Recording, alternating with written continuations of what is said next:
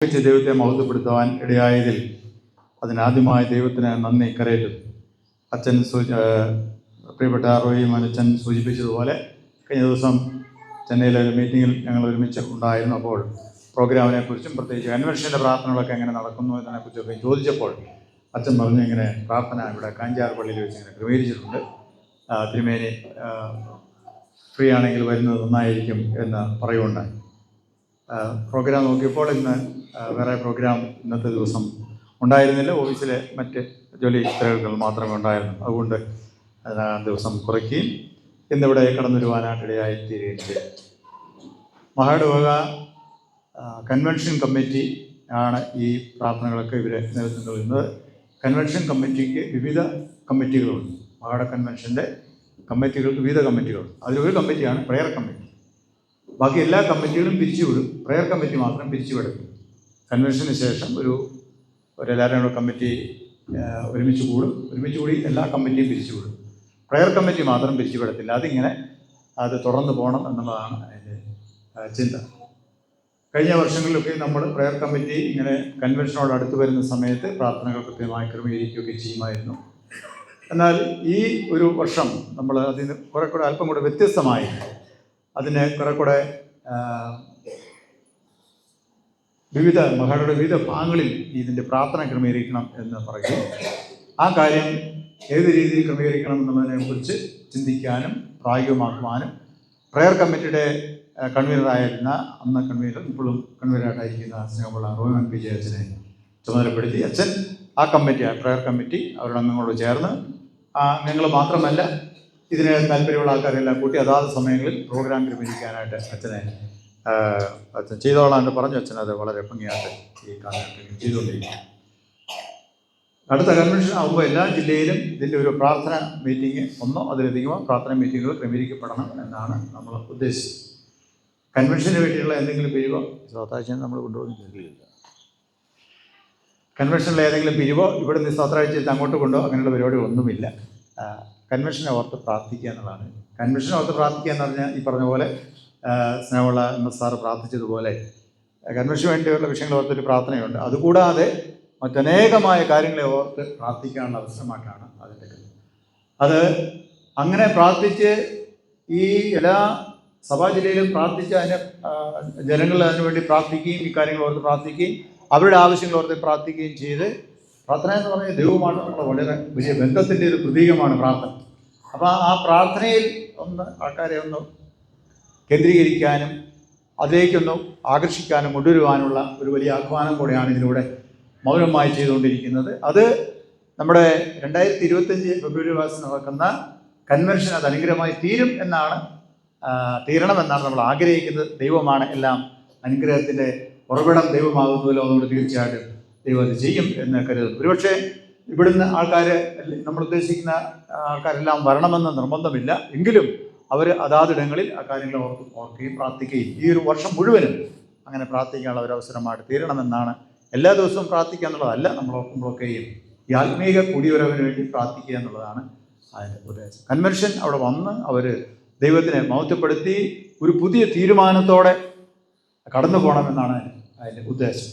ദൈവവുമായിട്ടുള്ള നല്ലൊരു ബന്ധത്തിൽ പുതിയ തീരുമാനത്തോടെ അവിടെ കൂടി വരുന്ന എല്ലാ ജനങ്ങളും എന്ത് ചെയ്യണം, കടന്നു പോകണം എന്നാണ് നമ്മൾ ആഗ്രഹിക്കുന്നത്. ആൾക്കാർ കൂടി വരുന്നത് തീർച്ചയായിട്ടും അനുഗ്രഹമാണ്. എന്നാൽ അവിടുത്തെ കൺവെൻഷൻ്റെ രീതി നമ്മൾ നോക്കുമ്പോൾ നമുക്കറിയാം, നമ്മൾ സാധാരണ രീതിയിലൊരു 5000 കസേര അല്ലെങ്കിൽ 6000 കസേര 8000 കസേരയൊക്കെയാണ് നമ്മളവിടെ ഇടുന്നത്. അങ്ങനെ കണക്കുണ്ടെങ്കിലും പലപ്പോഴും ഒരു 4000 കസേരയൊക്കെ ഇടുമ്പോൾ തന്നെ നമ്മൾ പന്തലെന്ത് ചെയ്യും, പന്തൽ നിറഞ്ഞു. നമുക്കറിയാം അവിടെ ആ ഗ്രൗണ്ട് മുഴുവൻ അതിൻ്റെ ഒരു ഭാഗത്താണ് നമ്മൾ പന്തൽ ഇടുന്നത്. അത് മുഴുവൻ നിറഞ്ഞ് കവിഞ്ഞ് വരണമെന്നാണ് നമ്മൾ ആഗ്രഹിക്കുന്നത്. ഇല്ലെങ്കിലും എന്ത് ചെയ്യും, ഇല്ലെങ്കിലും അതങ്ങനെ നടക്കണമെന്നാണ് കൂടി വരുന്നവർക്ക് അനുഗ്രഹമായി തീരണമെന്നാണ് ആഗ്രഹം. മേലുകാവ്, ഇരുമാപ്പറ, വാളകം, മേച്ചാൽ എന്നീ 3 പള്ളിയിലെ ആൾക്കാർ മാത്രം വന്നാൽ അതുകൊണ്ട് 2 ഗ്രൗണ്ടിൽ നിറച്ച ആൾക്കാർ വരും. ഇരുമാപ്പറ, മേലുകാവ്, മേച്ചാൽ, വാളകം കൂടെ കൂട്ടി ബേക്കറിയിൽ പോലും കൂടണം. ആ പള്ളിയിലെ സഭാംഗങ്ങൾ മാത്രം വന്നാൽ നമ്മളെ കൺവെൻഷൻ ഗ്രൗണ്ടിൻ്റെ 3 ഗ്രൗണ്ടിൽ ഇരിക്കാനുള്ള ആൾക്കാർ മിച്ചമുണ്ട്. അപ്പം ഈശോയുടെ മകളുടെ മുഴുവൻ ആൾക്കാർ വന്നാൽ എന്നാ ചെയ്യും അല്ലേ? ചിന്തിക്കാൻ പറ്റത്തില്ല. അങ്ങനെ വരുന്നില്ല, അങ്ങനെ വരികയില്ല. അതാണ് എൻ്റെ പ്രത്യേകത. കാരണം ഇതൊരു താല്പര്യമാണ്. കർത്താവ് പറഞ്ഞു, പിതാവ് ആകർഷിച്ചിട്ട് അല്ലാതെ ഒരുത്തരും എന്ത് ചെയ്തില്ല, വരാൻ പറ്റത്തില്ല എൻ്റെ അടുത്ത്. പിതാവ് ആകർഷിക്കുന്നത് എന്ത് വരും എന്നാണ് പറഞ്ഞത്. അപ്പോൾ ദൈവാത്മാവ് പ്രേരിപ്പിക്കുന്നവർ മാത്രമേ എന്ത് ചെയ്യത്തുള്ളൂ, അവിടെ വരത്തുള്ളൂ. അതുകൊണ്ട് എല്ലാ ആൾക്കാരും വരണം എന്ന് നമ്മൾ പ്രതീക്ഷിച്ച് എന്ത് ചെയ്യുന്നു, നമ്മളത് ക്രമീകരിക്കുന്നു. എങ്കിലും അതിൽ നിന്ന് കുറേ അധികം ആൾക്കാരിങ്ങനെ തിരഞ്ഞെടുക്കപ്പെട്ട ആൾക്കാർ വരുന്നു. 8 ദിവസം നടക്കുന്ന ഏതാണ്ട് 38ഓളം യോഗങ്ങളാണെന്ന് എനിക്ക് തോന്നുന്നു. 82-38 യോഗങ്ങളാണുള്ളത്. അതിൽ വളരെ ജനങ്ങൾ വന്നു പോകുന്നു. 10,000 കണക്കിന് ആൾക്കാരെന്ത് ചെയ്യുന്നു, അവിടെ വന്നു പോകുന്നു എന്ന് നമുക്കറിയാം. ഒരു യോഗത്തിന് വരുന്നവർ അടുത്ത യോഗത്തിന് വരണം നിർബന്ധമില്ല. അങ്ങനെ നോക്കുമ്പോൾ 1000-കണക്കിന് 10,000-കണക്കിന് ആൾക്കാരെന്ത് ചെയ്യുന്നു, ഒരാഴ്ചയും വന്ന് അവിടെ പോകുന്നു. അതാണ് അതിൻ്റെ പ്രത്യേകത. അത് അതിൽ എല്ലാവരെയും എന്ത് ചെയ്യുക, ആഴ്ച മൊത്തമായിട്ടൊന്ന് പങ്കുചേർക്കുക എന്നുള്ളതാണ് അതിൻ്റെ ഒരു കാര്യം. കൺവെൻഷൻ എന്നുള്ളതല്ല, അപ്പുറമായിട്ട് ഒരു ആത്മീക കൂട്ടായ്മയാണ്. അതാണ് അതിൻ്റെ ഒരു പ്രത്യേകത. ഇവിടെ ഇത് 3 ദിവസമായിട്ട് ക്രമീകരിച്ചു എന്ന് പറഞ്ഞപ്പോൾ എനിക്ക് വളരെയധികം സന്തോഷം തോന്നി. അതെങ്ങനെ ക്രമീകരിക്കുന്നു എന്ന് പോലും എനിക്കറിയില്ല. അതൊക്കെ നിങ്ങൾക്ക് അറിയത്തുള്ളൂ. ഇവിടെ അതിനുള്ള വേണ്ട ക്രമീകരണമെല്ലാം കൈക്കാരൻ ഉൾപ്പെടെ, പ്രിയ ഡാനിയൽ സാർ ഉൾപ്പെടെ നിങ്ങൾ ചെയ്തു എന്ന് കാണുന്നതിൽ അതിയായ സന്തോഷമുണ്ട്. പ്രത്യേകിച്ച് കാഞ്ചിയാർ സഭയെ ഞാൻ ആ കാര്യത്തിൽ പ്രിയമുള്ള സാറിനെയും സാറിനോട് ചേർന്ന് പ്രവർത്തിക്കുന്ന കൈക്കാരന്മാർ, കമ്മിറ്റി അംഗങ്ങൾ, സെക്രട്ടറി, ലൈസൻസ് കൗൺസിൽ അംഗങ്ങളെ, നിങ്ങളെ എല്ലാവരെയും ഞാൻ ആ കാര്യത്തിൽ അഭിനന്ദിക്കുന്നു. മഹാരുടെ അധ്യക്ഷൻ എന്നുള്ള നിലയിൽ നിങ്ങൾക്ക് പ്രത്യേകമായുള്ള അഭിനന്ദനങ്ങൾ ഈ സമയത്ത് അറിയിക്കുകയും ചെയ്യുന്നു. ഇതിൻ്റെ ബാക്കിയുള്ള ക്രമീകരണങ്ങളെല്ലാം, അതിൻ്റെ പ്രോഗ്രാം എല്ലാം ക്രമീകരിക്കുന്നത് പ്രയറിൻ്റെ കൺവീനറായിരിക്കുന്ന റോയ്മാൻ അച്ഛനാണ്. അച്ഛനും അച്ഛൻ്റെ കൂടെയുള്ള ടീമുകളാണ്. ഇവിടെ അവരെക്കുറിച്ചൊക്കെയും പരിചയപ്പെടുത്തി എനിക്ക് വളരെ സന്തോഷം തോന്നുന്നു. ജയ്മാനെക്കുറിച്ച് പറഞ്ഞത് പേടിക്കൊന്നും വേണ്ട. ജയ്മാൻ വെള്ളറ സഭയുടെ ശുശ്രൂഷനായ കുറച്ചാണ്. അദ്ദേഹം ഓഫീസിലെ സ്റ്റാഫാണ്. അദ്ദേഹത്തോട് പറഞ്ഞൊക്കെ ഒരു അത്യാവശ്യ ഘട്ടം വന്ന് പറഞ്ഞു, വെള്ളറയിൽ പോയി ശുശ്രൂഷ എടുക്കണമെന്ന് പറഞ്ഞ്. എഴുത്തും വായനയൊക്കെ നന്നായിട്ട് അറിയാം. ആരാധന എടുക്കും. പള്ളിയിലേക്ക് പോകുന്ന ആളാണ്. അപ്പോൾ ആരാധന എടുക്കുന്നതൊക്കെ അറിയാം. മാത്രമല്ല നമ്മുടെ ഡയസിസൻ പ്രോജക്റ്റുകളിൽ ദീർഘകാലം അദ്ദേഹം പ്രവർത്തിച്ചിട്ടുണ്ട്. പള്ളിയായിട്ട് നല്ല പരിചയമുള്ള ആളാണ്. പൊക്കോളാന്ന് പറഞ്ഞ് അങ്ങനെ പോയി. കുറച്ച് നാൾ അദ്ദേഹം സാറായിട്ട് എന്ത് ചെയ്തു, അവിടെ സാറ് നമ്മുടെ ഉപദേശിയായിട്ട് അദ്ദേഹം ശുശ്രൂഷ ചെയ്ത ആളാണ്. തീർച്ചയായിട്ടും അത് കഴിഞ്ഞ് അവിടുത്തെ ഒരു സമയം കഴിഞ്ഞപ്പോൾ ഞങ്ങൾക്ക് തോന്നി പുള്ളി ഇനി അവിടെ നിന്ന് പോകുമോ എന്ന് വിചാരിച്ചു. മതി ശുശ്രൂഷ മതി പോരാൻ പറഞ്ഞു. ഓഫീസിലേക്ക് തിരികെ വിളിക്കുകയായിരുന്നു. ഇപ്പോൾ ഓഫീസിലെ കാര്യങ്ങളൊക്കെ ചെയ്തുകൊണ്ടിരിക്കുന്നു. ആത്മീയ കൂട്ടായ്മകളൊക്കെ വളരെ സജീവമായ സാന്നിധ്യം അദ്ദേഹത്തിനുണ്ട്. പ്രത്യേകിച്ച് അവരെല്ലാം ഓർത്ത് ദൈവത്തിന് നന്ദി കരയറ്റും. ഈ കഞ്ചേർ ഇടവകയെ സംബന്ധിച്ച് ഈ പങ്കോവൽ ഇടവകയാണ് കഞ്ചേർ സഭ ഉൾക്കൊള്ളുന്നത്. അച്ഛൻ അശോകുമാർ അച്ഛൻ കഴിഞ്ഞ ദിവസം ഇന്നും വിളിച്ചിരുന്നു. എനിക്കിന്ന് വരാൻ അസൗകര്യമുണ്ട്. ഒരുപക്ഷെ തിരുമേനി വരുമ്പോൾ ഇവിടെ ഇടവപ്പെട്ടക്കാനില്ലെങ്കിൽ തിരുമേനി എന്നെ വിചാരിക്കുമെന്ന് ഓർത്തായിരിക്കും. അതങ്ങനെ അച്ഛന്മാരോട് പറഞ്ഞിട്ടുണ്ട്. അവർ തീർച്ചയായിട്ടും അവരെല്ലാവരും എവിടെയെങ്കിലും പോവുകയാണെങ്കിൽ എന്ത് ചെയ്യും, ഇടവ വിട്ടു പോകുമ്പോൾ ആ കാര്യം അപ്പോൾ തന്നെ വിളിച്ച് പറയാറുണ്ട്. ഒരു ദിവസം കൂടുതൽ അവരവിടെ ഇല്ലെങ്കിൽ അത് ലീവ് ആപ്ലിക്കേഷൻ അവർ തരാറുണ്ട്. ഈ ബഹുമാനപ്പെട്ട അച്ഛന്മാരെല്ലാം അങ്ങനെ ചെയ്യുന്നുണ്ട്. വേറെ ഒന്നിനും വേണ്ടിയല്ല, അവരെവിടെ ആയിരിക്കുന്നു എന്ന് അതാത് സമയങ്ങളിൽ അറിയാൻ വേണ്ടിയാണ് അതങ്ങനെ ചെയ്തിരിക്കുന്നത്. അത് അവരെ പോകുന്ന അച്ഛൻ അത്യാവശ്യം വേണ്ടി പോയ കാര്യം പറയുകയുണ്ടായി. ഞായറാഴ്ച രാവിലെ എത്തും എന്ന് പറഞ്ഞു. ജില്ലാ ചെയർമാൻ നമ്മുടെ കൂടെയുണ്ട്. നമുക്ക് അച്ഛനെ ഞാൻ പരിചയപ്പെടുത്തേണ്ടതില്ല, നമ്മുടെ സ്വന്തം അല്ലേ, കട്ടപ്പനക്കാരനാണ്, കട്ടപ്പന ഇടവക്കാരനാണ്. നമ്മളെല്ലാം വളരെ കൃത്യമായിട്ട് അറിയാവുന്ന ഒരച്ഛൻ നമുക്ക് ഇത്തവണ നമുക്ക് ചെയർമാനായി ലഭിച്ചു എന്നുള്ളത് വളരെ പ്രധാനപ്പെട്ടൊരു കാര്യമാണ്. അതുകൊണ്ട് ഈ ജില്ലയുടെ, കട്ടപ്പന ഇടവകയുടെയോ അല്ലെങ്കിൽ ഈ ജില്ലയിൽ ഉൾപ്പെട്ട എല്ലാ ഇടവകളും വളരെ കൃത്യമായിട്ട് അറിയുകയും എൻ്റെ ആവശ്യങ്ങൾ അറിയുകയും ഏതെല്ലാം കാര്യങ്ങൾ ചെയ്യണമെന്ന് പ്രത്യേകിച്ച് പറഞ്ഞു കൊടുക്കാതെ അറിവുള്ള ഒരാളാണ്, അതിന് താല്പര്യമുള്ള ആളാണ്. തീർച്ചയായിട്ടും കട്ടപ്പന ഇടവകയിൽ തന്നെ ഇരുന്നു കൊണ്ട് ജില്ലയ്ക്ക് വളരെ ശക്തമായ നേതൃത്വം ഈ കാലഘട്ടങ്ങളിൽ ചെയ്തുകൊണ്ടിരിക്കുന്നു. ഇന്ന് അച്ഛൻ കൃത്യസമയത്ത് തന്നെ ഇവിടെ വന്നു. അതിന് മുമ്പ് മറ്റു കാര്യങ്ങളെല്ലാം അച്ഛൻ ക്രമീകരണമൊക്കെ ചെയ്തിരുന്നു. ഇന്നലെ അച്ഛനെ വിളിച്ചത് എനിക്ക് എടുക്കാൻ പറ്റിയില്ല. ഇന്ന് വിളിച്ച് യാത്രകളൊക്കെ ആയിരുന്നു. എങ്കിൽ ഈ കാര്യങ്ങളൊക്കെ പറഞ്ഞ് ക്രമീകരിക്കാൻ അച്ഛൻ വളരെ ഉത്സുകനായിരുന്നു. ഇവിടെ നമുക്ക് ഈ മീറ്റിങ്ങിന് അച്ഛൻ അതിനുള്ള നേതൃത്വങ്ങൾക്ക് നൽകുന്നു. അതോടൊപ്പം തന്നെ പ്രിയപ്പെട്ട നമ്മുടെ ശുശ്രൂഷരെ കുറിച്ച് പറഞ്ഞവരും വളരെ ശക്തമായ നേതൃത്വമാണ് നൽകിക്കൊണ്ടിരിക്കുന്നത്. ഗായക സംഘം അവരും വളരെ നല്ല നേതൃത്വം നൽകിക്കൊണ്ടിരിക്കും. ദൈവം അവരെ എല്ലാം വളരെ അനുഗ്രഹിക്കട്ടെ എന്ന് ഞാൻ ആശംസിക്കുകയും പ്രാർത്ഥിക്കുകയും ചെയ്യുന്നു. നമ്മുടെ മാക്സിനച്ചനെ ഒരുപക്ഷെ നിങ്ങൾക്ക് എല്ലാവർക്കും അറിയാമായിരിക്കും. അച്ഛൻ നമ്മുടെ മിഷൻ്റെ ഡയറക്ടറായിട്ട് ഈ മഹാടയിൽ ശുശ്രൂഷ ചെയ്തതിന് ശേഷം സിനഡിൻ്റെ മിഷൻ ഡയറക്ടറായിട്ട് അദ്ദേഹം പോയി വീണ്ടും തിരിച്ച് നമ്മുടെ മഹാടയിൽ വന്നിരിക്കുകയാണ്.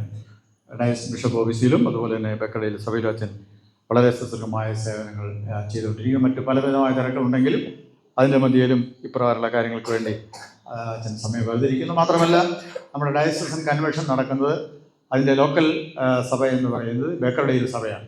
വളരെ ശക്തമായ നേതൃത്വമാണ് അത്. അവിടെ തുടങ്ങി അന്ന് തൊട്ട് ആ സഭ ചെയ്യുന്നത്. അത് ഞാൻ സമയത്ത് നന്ദിയോടെ ദൈവസന്നിധിയിൽ നന്ദിയോടെ ഓർക്കുകയും ചെയ്യുന്നു. അച്ഛനും ഇന്ന് നമ്മുടെ മധ്യേ കടന്ന് വന്നിട്ടുണ്ട്. പ്രത്യേകിച്ച് ഇവിടെ ഈ സഭയ്ക്ക് നേതൃത്വം നൽകുന്നത് നമ്മുടെ പ്രിയപ്പെട്ട ഐ ദാനിയൽ സാറും ആണ്. കൊച്ചുമ്മയുണ്ട്. സാറിന് ഈ സഭയുടെ മാത്രമല്ല നമ്മുടെ മേപ്പാറ സഭയുടെയും കൂടെ ചുമതലയുണ്ട്. ഡബിൾ ഡ്യൂട്ടിയാണ് സാറിനുള്ളത്. അത് വളരെ ഭംഗിയായിട്ട് പോകുന്നു എന്നാണ് സാറ് പറയുന്നുണ്ട്. ഞങ്ങളതിനെക്കുറിച്ച് അന്വേഷിക്കുന്നുണ്ട് സാറ് പറയാം എന്നാണ് ഞങ്ങളുടെ അറിവ്. തീർച്ചയായിട്ടും ദൈവം അദ്ദേഹത്തെ കൂടുതലായിട്ട് അനുഗ്രഹിക്കട്ടെ. ഇവിടുന്ന് സാറിന് വണ്ടിയൊക്കെ ഉള്ള കാരണം പോയി വരാൻ എളുപ്പമുണ്ട് ഇവിടുന്ന് മേപ്പാറ പോകാനായി. മാത്രമല്ല കട്ടപ്പന ഇടവകയുടെ ഒരു അകവഴിഞ്ഞ സഹകരണം ഉള്ളതുകൊണ്ട് തീർച്ചയായിട്ടും അത് നമുക്ക് വളരെ പ്രയോജനകരമാണ്. മേപ്പാറയിലും അവിടെയുള്ള ജനങ്ങളെ കൂട്ടിവരുത്തുന്ന ആൾക്കാർ എണ്ണം കൂടിക്കൊണ്ടിരിക്കുന്നു. അടുത്ത ദിവസങ്ങളിൽ കുറേ പേരെ നമ്മുടെ പള്ളിയിലേക്ക് ചേരുന്നതായിട്ട് അച്ഛൻ സാറ് പറയുകയുണ്ടായി. അച്ഛനും ആ കാര്യം നേരത്തെ തന്നെ സൂചിപ്പിച്ചു. സഭ വളരുന്നു. ഇവിടെയും വളരെ സജീവമായിരുന്നു. എനിക്ക് വളരെ സന്തോഷം തോന്നി ഇവിടെ വന്നപ്പോൾ. സാറിൻ്റെ നേതൃത്വത്തിൽ, ഭരണസമിതിയുടെ നേതൃത്വത്തിൽ വളരെ ദീർഘവീക്ഷണത്തോടെ കാര്യങ്ങൾ ചെയ്യുന്നതിന് അധിക സന്തോഷം കൊണ്ട് ദൈവം നിങ്ങൾ ധാരാളം അനുഗ്രഹിക്കുകയും ചെയ്യുമാറാകണം.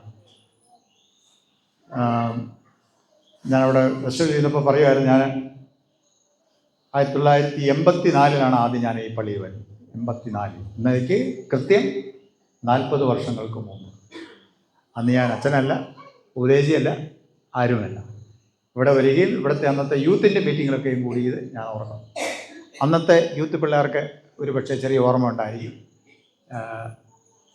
ഞാനിവിടെ വരികയും എനിക്ക് ഇവിടെ ഓരോ പ്രോഗ്രാമിലൊക്കെ പങ്കെടുക്കാൻ എനിക്ക് ആകുമത്തും വേറെ ഒന്നും പറയാനൊന്നും അറിയത്തില്ല. ഇന്നും പറയാൻ അറിയത്തില്ല, അന്നും ഒട്ടും പറയാനറിയത്തില്ല.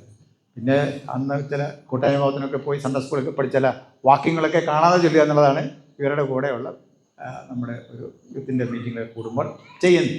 സങ്കീർത്തനങ്ങൾ കാണാതെ ചൊല്ലുക, വാക്യങ്ങൾ കാണാതെ പറയുക, അങ്ങനെയൊക്കെ പറഞ്ഞിങ്ങനെ പോയത് ഞാൻ ഓർക്കുന്നതിന് അവസരം എനിക്കിവിടെ കിട്ടിയിട്ടുണ്ട്. ആ കാലഘട്ടങ്ങളിൽ അത്രയും ബഹുമാനമുള്ള ഇപ്പോൾ നമ്മുടെ ബഹുമാനമുള്ള അച്ഛനായിരിക്കുന്ന KS കറിയാച്ചൻ അന്ന് ഉപദേശിയായിട്ടാണ് ഇവിടെ ഇരിക്കുന്നത്. അച്ഛൻ സെമിനാരിൽ പോകുന്നതിന് മുമ്പ് അന്ന് ഇവിടെ ഉപദേശമായിട്ട് ഇരുന്ന സമയത്താണ് ഞാനിവിടെ വന്നത്. അത് ഞാൻ സമയത്ത് ഓർക്കുന്ന അച്ഛനെ ഇടയ്ക്കിടയ്ക്ക് കാണുമ്പോൾ ഞാൻ ആ കാര്യം പറയാറുമുണ്ട്. അത് കാഞ്ചാറിനെ കുറിച്ച് ഓർക്കുമ്പോൾ എൻ്റെ ഓർമ്മയാണ്. അതുകൊണ്ട് വളരെ വർഷങ്ങൾക്ക് മുമ്പ് തന്നെ കട്ടപ്പനയിൽ ഞാൻ വികാരിയച്ഛനായിട്ട് വരുന്നതിന് മുമ്പ് തന്നെ കാഞ്ചാറ് പള്ളിയുമായിട്ടുള്ള ഒരു ബന്ധം ഉണ്ട്. അത് ഞാൻ ഈ സമയത്ത് ഓർക്കും. കട്ടപ്പനയിൽ വന്നതിന് ശേഷം കട്ടപ്പന ഇടവകയും കട്ടപ്പന സഭാജിയിലും എല്ലാം എല്ലാവരും ഒറ്റ കൂട്ടായ്മയായിട്ട് പോയത് ഞാൻ സമയത്ത് ഓർക്കുന്ന. ആ കാലഘട്ടങ്ങളിൽ സന്നദ്ധ സുവിശേഷ സംഘം അതിനുള്ള നേതൃത്വങ്ങളൊക്കെ നൽകി നമ്മുടെ ബിജു അച്ഛൻ്റെ പപ്പ ഇവിടെ ഉണ്ട്. അന്ന് തൊട്ട് ഞങ്ങളുള്ള പരിചയമാണ്. ആ ഒരു ബന്ധം കൂട്ടായ്മകളൊക്കെ ജില്ലാ തലത്തിൽ നേതൃത്വം നൽകി അദ്ദേഹം. അതുപോലെ മറ്റു പലരും നമ്മുടെ നേതൃത്വം നൽകിയിട്ടുണ്ട്. അവരെല്ലാം ഞാൻ ഓർക്കുന്നു. ഇവിടെയുള്ള പല വീടുകളിൽ, ഏതാണ്ട് എല്ലാ വീടുകളിലും ഞാൻ പോയിട്ടുണ്ട് ഭവന സന്ദർശനമായിട്ട്. പല സമയങ്ങളിൽ പോവുകയും അവിടെ പ്രാർത്ഥിക്കുകയൊക്കെ ചെയ്ത് ഞാൻ ഓർക്കുന്നു. കട്ടപ്പനയും അതുപോലെ ഈ സഭകളും അയ്യപ്പൊങ്കൽ തുടങ്ങിയ എല്ലാ സഭകളും അങ്ങനെ പോകാനായിട്ട് ഇടയായി ഞാൻ ഓർക്കുന്നു. കട്ടപ്പന ജില്ല ഏതാണ്ട് 45% വീടുകളിലെല്ലാം ഞാൻ ഇതിൽ പോയിട്ടുണ്ട്. അന്നത്തെ ആ ഒരു സെറ്റപ്പ് അങ്ങനെയായിരുന്നു. അങ്ങനെ പോകാനായിട്ട് ഇടയായി ഞാൻ ഓർക്കുന്നു. ബഹുമാനുള്ള ബിനോയച്ചൻ ആ സമയത്ത് അവരെ ശക്തമായ യൂത്താണ് അവിടെ ഉള്ളത്. അവരും എനിക്ക് പൂർണ്ണ പിന്തുണ നൽകി. അതുകൊണ്ട് ഞാനിങ്ങനെ അവരുടെയൊക്കെ ഒരു സപ്പോർട്ടിൽ പിടിച്ചു നിന്നതിലേക്ക് പോയി. അത് ഞാൻ ഈ സമയത്ത് ഓർക്കുന്നു. ദൈവം അവരെയും അത്ഭുതമായി ദൈവവിളിക്ക് വേണ്ടി വിളിച്ചു. ജോസലച്ചൻ ആ ഇടവയിൽ തന്നെ വന്നു. ഇവിടുന്ന് ബിജു ജോസഫച്ചൻ അന്ന് തീരെ നമുക്കറിയാമല്ലോ, 40 വർഷം മുമ്പെന്ന് പറയുമ്പോൾ അത്രയാന്നേ ഉള്ളൂ. തീരെ അന്നുണ്ടെങ്കിൽ തീരെ പൈതലാണ്. അച്ഛനായിട്ടിരിക്കുമ്പോൾ അന്നേരം ഞാൻ ഓർക്കുന്നുണ്ട്. ചെറിയൊരു പൈതലായിട്ടിരുന്ന കാര്യങ്ങൾ ഞാൻ ഓർക്കുന്നു. അതുപോലെ അന്നത്തെ യൂത്തുകാരികളെ എല്ലാവരുടെയും പേര് പറയാൻ സമയമില്ല. ഇന്ന് ആരാ സമ്മതിക്കുന്ന എല്ലാവർക്കും എൻ്റെ സ്നേഹമൊന്നും അറിയിക്കുന്നു. നമ്മുടെ പാലാങ്കുന്ന് ജെയിംസേട്ടൻ വന്നിട്ടുണ്ട്. നമ്മുടെ കട്ടപ്പനയായിരുന്നു. അതൊരു കമ്മിറ്റിയുടെ വളരെ സജീവമായിട്ടുള്ള അംഗമായിരുന്നു. സെക്രട്ടറി ആയിട്ട് അവിടുത്തെ ആരാധനയിൽ ആദ്യകാലങ്ങളിൽ വളരെ സഹായിച്ച ഒരു മാന്യദേഹമാണ് അദ്ദേഹം. ഞാൻ നിങ്ങളെ അദ്ദേഹത്തെ പരിചയപ്പെടുത്തേണ്ടില്ല. നമ്മുടെ തൊട്ടടുത്ത് തന്നെ ബിസിനസ് സ്ഥാപനമായിട്ട് അദ്ദേഹം പ്രവർത്തിക്കുന്നു. കഞ്ചിയാർ എന്ത് ചെയ്തു? കഞ്ചിയാർ ടൗണിൻ്റെ ഒരു ഭാഗമായിട്ട് ഇവിടം എന്ത് ചെയ്തിട്ടുണ്ട്, മാറിയിട്ടുണ്ടെന്ന് എനിക്ക് തോന്നുന്നു. ഞങ്ങൾ വന്ന വഴിക്ക് ജസ്റ്റ് നോക്കുന്നുണ്ട്, എല്ലാം അടുത്തടുത്ത് വീടുകളായി, കടകളായി, കാര്യങ്ങളായി. ഇതിപ്പം കഞ്ചിയാർ ടൗൺ എന്ന് പറഞ്ഞാൽ അതിൻ്റെ ഒരു ഭാഗമായിട്ട് ഇത് മാറി. പണ്ട് കഞ്ചിയാർ ടൗണിൽ നിന്ന് ഒത്തിരി അകലെയായിരുന്നു, ഇതിപ്പം കഞ്ചിയാർ ടൗണിൻ്റെ ഉള്ളിലായതെന്ന് എനിക്ക് തോന്നുന്നു. ദേശം വികസിച്ചുകൊണ്ടിരിക്കുന്നു. നിങ്ങളുടെ വീടൊക്കെ എങ്ങനെയായെന്ന് എനിക്കറിയത്തില്ല. ഒരുപക്ഷെ അതനുസരിച്ച് കാലാനുസൃതമായി നല്ല നല്ല വീടുകൾ നിങ്ങൾക്ക് ഉണ്ടായി കാണും എന്ന് വിചാരിക്കുന്നു. അങ്ങനെ ദൈവം നിങ്ങളെ ധാരാളമായി അനുഗ്രഹിക്കുകയും ചെയ്യുമാറാകട്ടെ. അന്നത്തെ പള്ളിയല്ല ഇന്ന്, ഒത്തിരി വ്യത്യാസം പള്ളിക്ക് വന്നു. സാറ് വന്നപ്പോഴേ പറഞ്ഞു ഏലമൊക്കെ നന്നായിട്ട് വരുന്നുണ്ടെന്ന്. വന്നപ്പോൾ ഞാൻ ചോദിക്കുന്നതിന് മുമ്പേ തന്നെ സാറ് പറഞ്ഞു, മുൻകൂർ ജാമ്യമായിട്ട് പറഞ്ഞു, തിരുമേനി ഏലമൊക്കെ നന്നായിട്ട് വരുന്നുണ്ട്, ചിമ്പിടാനൊക്കെ തുടങ്ങി, അടുത്ത വർഷം എന്ത് ചെയ്യും, കായൊക്കെ പറിച്ചെടുക്കാം എന്ന് പറയുണ്ടായി. കൈക്കാരൻ അന്നേരം പറഞ്ഞു, തിരുമേനി സഹായിക്കണം, ഞങ്ങൾക്ക് കുറച്ച് രൂപ കടമുണ്ട്. ഞാനോർക്ക് 5-6 ലക്ഷം രൂപ കടമുണ്ടായിരിക്കും. അത്രയൊന്നുമില്ല, വളരെ തുച്ഛമായ തുകയേ ഉള്ളൂ. ഞാൻ പറഞ്ഞാൽ നിങ്ങളോട് ഏലം പറിച്ച് വിറ്റോ എന്നറിഞ്ഞിട്ട് വേണം പൈസ നിങ്ങളോട് ചോദിക്കാമെന്ന് പറഞ്ഞ് ഇരിക്കുകയാണ് എന്ന് പറയുണ്ടായി. എന്നിരുന്നാലും വളരെ ഭംഗിയായിട്ട് കാര്യങ്ങൾ പോകുന്നു എന്ന് കേൾക്കുന്നതിൽ അതിയായ സന്തോഷമുണ്ട്. നമ്മൾ CSI സഭക്കാരാണ്, നമ്മൾ CSIക്കാരെന്നാണ് അറിയപ്പെടുന്നത്. എല്ലാ CSIക്കാരും ഓർക്കണം, നമ്മൾ CSIക്കാരെന്നാണ് അറിയപ്പെടുന്നത്. നമ്മുടെ പള്ളിയിൽ ആര് വരണം? നമ്മുടെ പള്ളി നമ്മൾ തന്നെ വരണം, അല്ലേ? അതുകൊണ്ട് എല്ലാ വിശുദ്ധ ദിവസങ്ങളിലും പ്രാർത്ഥനാവസരങ്ങൾ എന്ത് ചെയ്യുക, നിങ്ങൾ ദേവാലയത്തിൽ വന്നിട്ട് പോകാം. അത് നമ്മുടെ കടമയാണ്. അതിനുവേണ്ടി എന്ത് ചെയ്തിരിക്കുന്നു, ഈ ആലയം വേർതിരിക്കപ്പെട്ടിരിക്കുന്നു. നാളുകൾക്ക് മുമ്പ് ഇത്രയൊരു പ്രോപ്പർട്ടി തന്നെയുള്ള പള്ളികൾ വളരെ ചുരുക്കമാണ്. നല്ല തളികത്തട്ട്, സാധാരണ കാരണന്മാരുടെ ഭാഷ പറഞ്ഞാൽ തളികത്തട്ട് പോലെയുള്ള ഭൂമി, അല്ലേ? എന്തും വലിച്ചിട്ടാണ് ഉണ്ടാകുന്ന ഭൂമിയാണ് നമ്മൾക്കുള്ളത്. വേണ്ട രീതിയിൽ കൃഷി ചെയ്യാനൊക്കെ പല സമയങ്ങളിൽ നമുക്ക് പറ്റിയിട്ട് നമ്മുടെ സ്വന്തമായ കാര്യങ്ങൾ കൊണ്ട്. എന്നാൽ ഈ കാലഘട്ടങ്ങളിൽ അത് നമുക്ക് സാധിച്ചിരിക്കുന്നു. ഏലത്തിൻ്റെ കാര്യം, കൃഷി കാര്യങ്ങളെക്കുറിച്ച് എന്നെക്കാൾ കൂടുതൽ നിങ്ങൾക്കറിയാം. എല്ലാ ദിവസവും എൻ്റെ ചുവട്ടിൽ പോയി നോക്കിയാലേ എന്ത് ചെയ്യത്തുള്ളൂ, അവിടെ നോക്കുകയും ചെയ്യണം. വളമാണേ വളം, കീടനാശിനി കീടനാശിനി, വിഷമാണേ വിഷം, എല്ലാം എന്ത് ചെയ്യണം, നോക്കി കളിച്ചാലേ പറ്റത്തുള്ളൂ. വില ഉണ്ടെങ്കിൽ ബില്ലിങ്ങിൽ അത് ചെയ്താലേ എന്ത് ചെയ്യത്തുള്ളൂ, വിലയുണ്ടാകുമ്പം 10 കാശ് നമുക്ക് കിട്ടത്തുള്ളൂ. അതുകൊണ്ട് ഇത്തവണ വിലയില്ല നോക്കണ്ട എന്ന് പറയാനും പറ്റത്തില്ല. ഏലക്കൃഷിയുടെ പ്രത്യേകത അതാണ്. അതുകൊണ്ട് ചില വർഷങ്ങളിൽ എന്ത് വരും, വരവിനേക്കാൾ ചിലവ് വരും. എന്നാൽ അങ്ങനെ 2-3 വർഷം പോയാലും പിന്നത്തെ കിട്ടും ചെയ്യും, കിട്ടുമെന്നാണ് എല്ലാവരും പറയുന്നത്. അത് നിങ്ങൾക്കറിയാൻ കൂടുതൽ കാര്യങ്ങൾ, അതും അനുഗ്രഹമായി വരട്ടെ എന്ന് ഞാൻ ആശംസിക്കുകയും പ്രാർത്ഥിക്കുകയും ചെയ്യുന്നു. ദാനിയേൽ സാറിന് ഏലകൃഷിയെക്കുറിച്ച് എന്തെങ്കിലും അറിയാമെന്ന് എനിക്കറിയത്തില്ല. കാരണം എന്നാലും ഇവിടുന്ന് നല്ല ഏലകർഷകനായിട്ട് അദ്ദേഹം പോകുള്ളൂ എന്നല്ല വിചാരം. ഇവിടുന്ന് പോകുമ്പോൾ അങ്ങനെ എന്തെങ്കിലും ഒത്തിരി സ്ഥലമുള്ളിടത്ത് അദ്ദേഹം ഇവിടുന്നായിരിക്കും നല്ലത് തോന്നുന്നു. ഇനി ഇവിടുന്ന് പോകുമ്പോൾ, കാരണം എന്തെങ്കിലുമൊക്കെ നട്ടുവെച്ചാൽ ശമ്പളത്തിനുള്ള പൈസ എന്ത് ചെയ്യാം, ഇവിടെ തന്നെ ഉണ്ടാക്കാനായിട്ട് സാധിക്കും. അത് സാറിനത് അതിനെക്കുറിച്ചൊക്കെ അറിയാം. തീർച്ചയായിട്ടും അദ്ദേഹത്തെ കുടുംബമായിട്ട് ദൈവം അനുഗ്രഹിക്കുകയും ചെയ്യുമാണ്. ഒരു നിമിഷം നമുക്ക് തലകളാക്കാൻ പ്രാർത്ഥിക്കാം. കർത്താവേ, പരിശുദ്ധ പിതാവേ, ഇപ്രകാരം ഞങ്ങൾക്ക് ലഭിച്ച എല്ലാ അനുഗ്രഹങ്ങളെയും ഞങ്ങൾ ഓർക്കുന്നു. വർഷങ്ങൾക്ക് മുമ്പ് ഈ പ്രദേശത്ത് ഒരു സഭ സ്ഥാപിതമാകുവാൻ തക്കവണ്ണം അങ്ങ് അവിടുന്ന് കൃപ ചെയ്തു. ഞങ്ങളുടെ പിതാക്കന്മാരെ ഈ പ്രദേശത്ത് അങ്ങ് കൊണ്ടുവന്നു. വിവിധ ദേശങ്ങളിൽ നിന്ന് വ്യത്യസ്തമായ സാഹചര്യങ്ങൾ അവരോട് ഒന്ന് പാർപ്പുറപ്പിച്ചു. അങ്ങ് ആരാധിപ്പാൻ ഒരിടം, ഒരു സ്ഥലം ലഭിച്ചു. ഒരു ദേവാലയം ഉണ്ടായി. അത് ഇത്രത്തോളം അതിമനോഹരമായി വളരെ ഭംഗിയായി സൂക്ഷിക്കപ്പെട്ടിരിക്കാൻ നമ്മിവിടെ സ്തോത്രം ചെയ്യും. കാലാകാലങ്ങളിൽ ഇതിനെ നയിച്ച് ഇവിടെ നേതൃത്വം നൽകിയ ശുശ്രൂഷകർക്കായി സ്തോത്രം.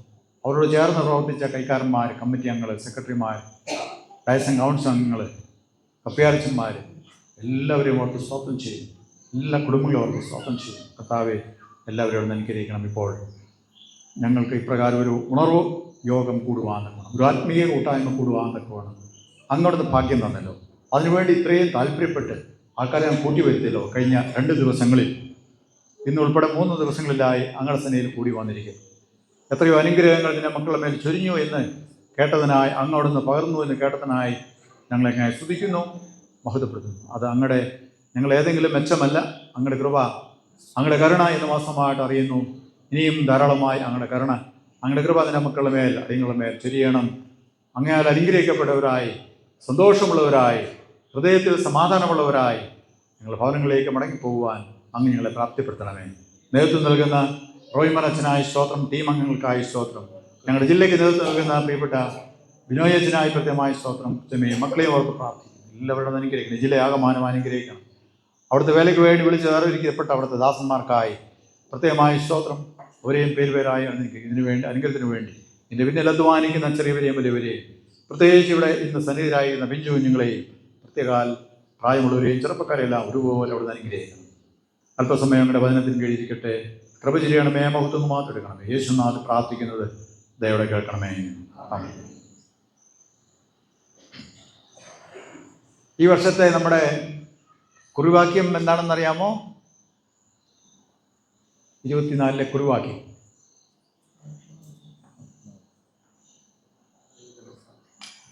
എന്തായാലും ഓർക്കുന്നുണ്ടോ? ആരെങ്കിലും പറഞ്ഞു കേട്ടോ? ഓർക്കുന്നുണ്ടോ?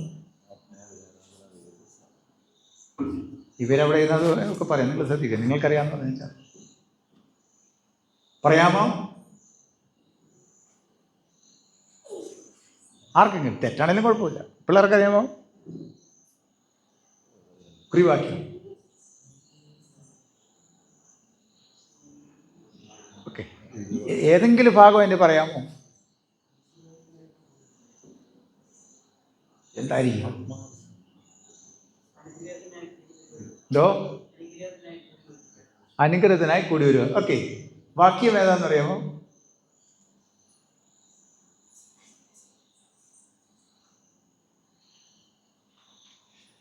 അനുഗ്രഹത്തിനായി കൂടി വരിക എന്നുള്ളതാണോ?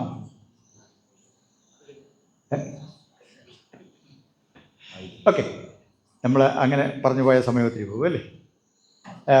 ഈ ഒരു 3-4 വർഷമായിട്ട് നമ്മൾ എടുക്കുന്ന ആ കുറിവാക്യങ്ങളെല്ലാം ഏതാണ്ട് സമാനമായ രീതിയുള്ളതാണ്. കൂടുതലും ആത്മീയമായ കാര്യങ്ങളുമായിട്ട് ബന്ധപ്പെട്ടാണ് അത് അവസാനിക്കുന്നത്. ഈ വർഷത്തെ നമ്മുടെ കുറിവാക്യം എടുത്തിരിക്കുന്നത് ഇന്ന് അച്ഛൻ പ്രാർത്ഥിച്ചപ്പോൾ ആ കാര്യം പറയുണ്ടായി അല്ലേ. നമ്മൾ പല സമയത്ത് പാടിയപ്പോഴും ആ കാര്യങ്ങളൊക്കെ വന്നു. അത് ശമരിയ സ്ത്രീയും യേശുവുമായുള്ള സംഭാഷണത്തിൽ വന്ന ഒരു കാര്യം അതിൻ്റെ അത് പറയുന്നുണ്ട്. അതുമായിട്ടൊക്കെ കണക്ട് ചെയ്താണ് അവിടെ പറഞ്ഞിരിക്കുന്നത് അല്ലേ. നമ്മൾ ആരാധനയ്ക്ക് എല്ലാ ദിവസവും എല്ലാ വിശുദ്ധ ആരാധനയിലും ചൊല്ലുന്നൊരു പദവും കൂടെ, വാക്യം കൂടെയാണ്. അത് ചൊല്ലിയാണ് നീ ആരാധന തുടങ്ങുന്നത്. ഒക്കെ ചുരുക്കം പറയും. ആരാധന ആദ്യം നമ്മൾ ചൊല്ലുന്ന വേദവാക്യങ്ങൾ ഏതാണെന്ന് പറയാമോ?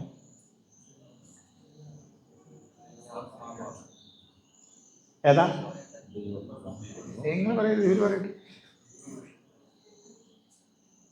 അത് പറഞ്ഞ് സീസക്കാരൻ്റെ ആരാധന ഉള്ളൂ. അത് പറയാതെ സീസക്കാരൻ ആരാധിക്കത്തില്ല. ദൈവം ആത്മാവാകുന്നു, അവനെ ആരാധിക്കുന്നവർ ആത്മാവിലും സത്യത്തിലും ആരാധിക്കണം. ദൈവം ആത്മാവാകുന്നു, അവനെ ആരാധിക്കുന്നവർ ആത്മാവിലും സത്യത്തിലും ആരാധിക്കണം. വിശുദ്ധ യോഹന്നാന്റെ സുവിശേഷം 4:24 എൻ്റെ ഒരു ഓർമ്മ. അടുത്ത വരന്ന് വായിച്ചു നോക്കിയേ. ദൈവം ആത്മാവാകുന്നു, അവനെ നമസ്കരിക്കുന്നവർ ആത്മാവിലും സത്യത്തിലും നമസ്കരിക്കണം. ദൈവത്തെ നമ്മൾ ആരാധന നമ്മൾ നമസ്കരിക്കണം. നമസ്കരിക്കുക എന്ന് പറഞ്ഞാൽ ആരാധിക്കുക. ആരെയാണ് നമ്മൾ ആരാധിക്കുന്നത്? ദൈവത്തെ എങ്ങനെ ആരാധിക്കണം? ആത്മാവിലും സത്യത്തിലും ആരാധിക്കണം അല്ലേ. ദൈവം ആരാ? ദൈവം ആത്മാവായ ദൈവത്തെ എങ്ങനെ ആരാധിക്കണം? ആത്മാവിൽ ആരാധിക്കണം അല്ലേ. നമ്മളത് പറയുന്ന അത്ര എളുപ്പമല്ല. അതൊന്ന് വിശദീകരിച്ച് പറയാനോ അല്ലെങ്കിൽ നമുക്ക് മനസ്സിലാക്കാനോ ഒക്കെ വളരെ ബുദ്ധിമുട്ടാണ്. ആത്മാവ് എന്താണ് എന്നൊക്കെ ചോദിച്ചു കഴിഞ്ഞാൽ നമ്മൾ ആകെ ചുറ്റി പോവില്ലേ. പക്ഷേ അതതിൻ്റെ യാഥാർത്ഥ്യമാണ് അല്ലേ. ആത്മാവ് എന്താണ്? അതൊരു യാഥാർത്ഥ്യമാണ്. ദൈവമാണ് ആത്മാവ്. ആ ആത്മാവാകുന്ന ദൈവത്തെ ആത്മാവിലും സത്യത്തിലും നമസ്കരിക്കണം. അത് അധികരിച്ചാണ് ഇത്തവണ നമ്മളൊരു വിഷയം എടുത്തിരിക്കുന്നത്. ആത്മാവിലുള്ള ആരാധന ദൈവത്തിൻ്റെ പ്രസാദം. ആത്മാവിലുള്ള ആരാധന ദൈവത്തിൻ്റെ പ്രസാദം. അതിനകത്ത് ആൾക്കാർക്ക് വളരെ സംശയങ്ങളുണ്ട്. ആ വിഷയം എടുത്തപ്പോൾ തന്നെ അങ്ങനെ സംശയങ്ങൾ പറയുകയുണ്ടായി. ആത്മാവിലെ ആരാധന എന്താ? നമ്മളിവിടെ തന്നെ പലതവണ എന്ത് ചെയ്യുന്നു? നമുക്ക് ആരാധിക്കാം എന്ന് പറയുന്നുണ്ട് അല്ലേ. നമ്മൾ ആരാധിച്ചോ?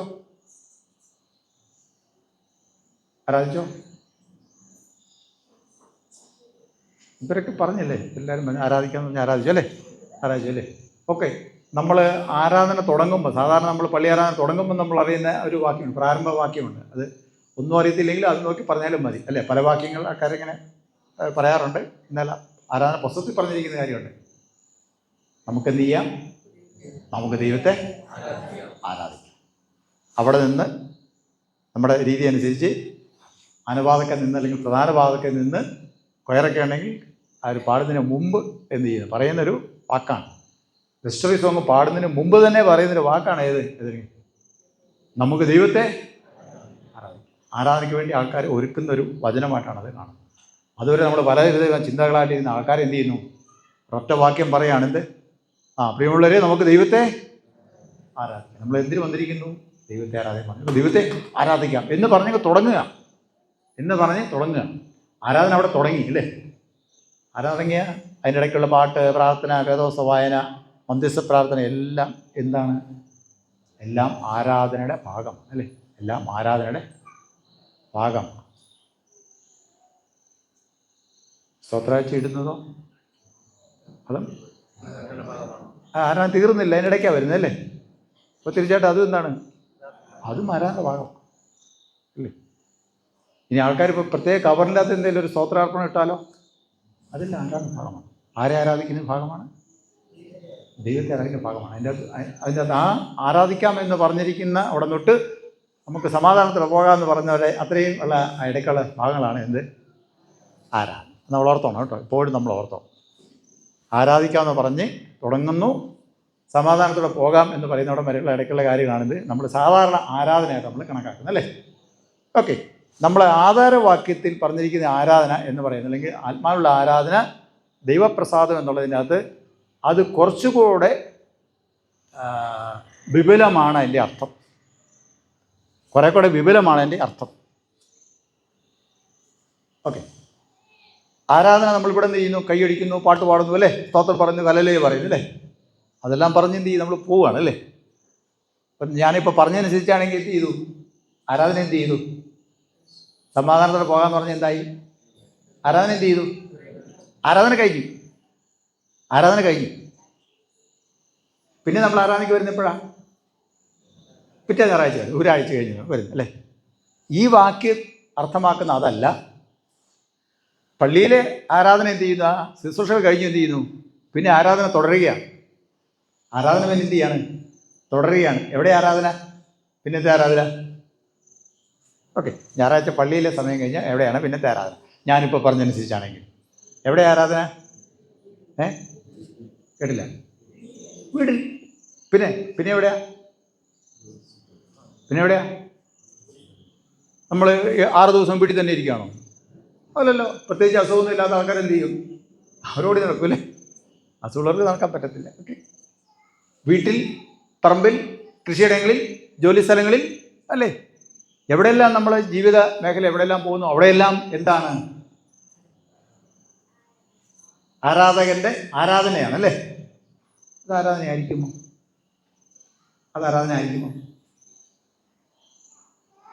അല്ലേ? നമ്മൾ ചിന്തിക്കണം.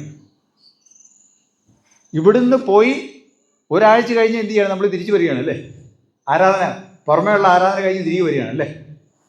ഒക്കെ ഒരു ചോദ്യം ചെയ്താൽ, ഈ ഇവിടുന്ന് നമ്മൾ ആരാധിച്ചു പോയ ആൾക്കാർക്ക് ഇതിൽ നിന്ന് വ്യത്യസ്തമായി എന്തെങ്കിലും പുറത്തു പോയി ആരാധിക്കാൻ പറ്റുമായിരിക്കുമോ? എല്ലാവരും ഇവിടെ തന്നെ ഉണ്ടല്ലോ അല്ലേ? പറ്റുമായിരിക്കുമോ? പറഞ്ഞേ, പുറത്തു പോയി നമുക്ക് ദൈവത്തെ സ്തുതിക്കാൻ പറ്റുമോ?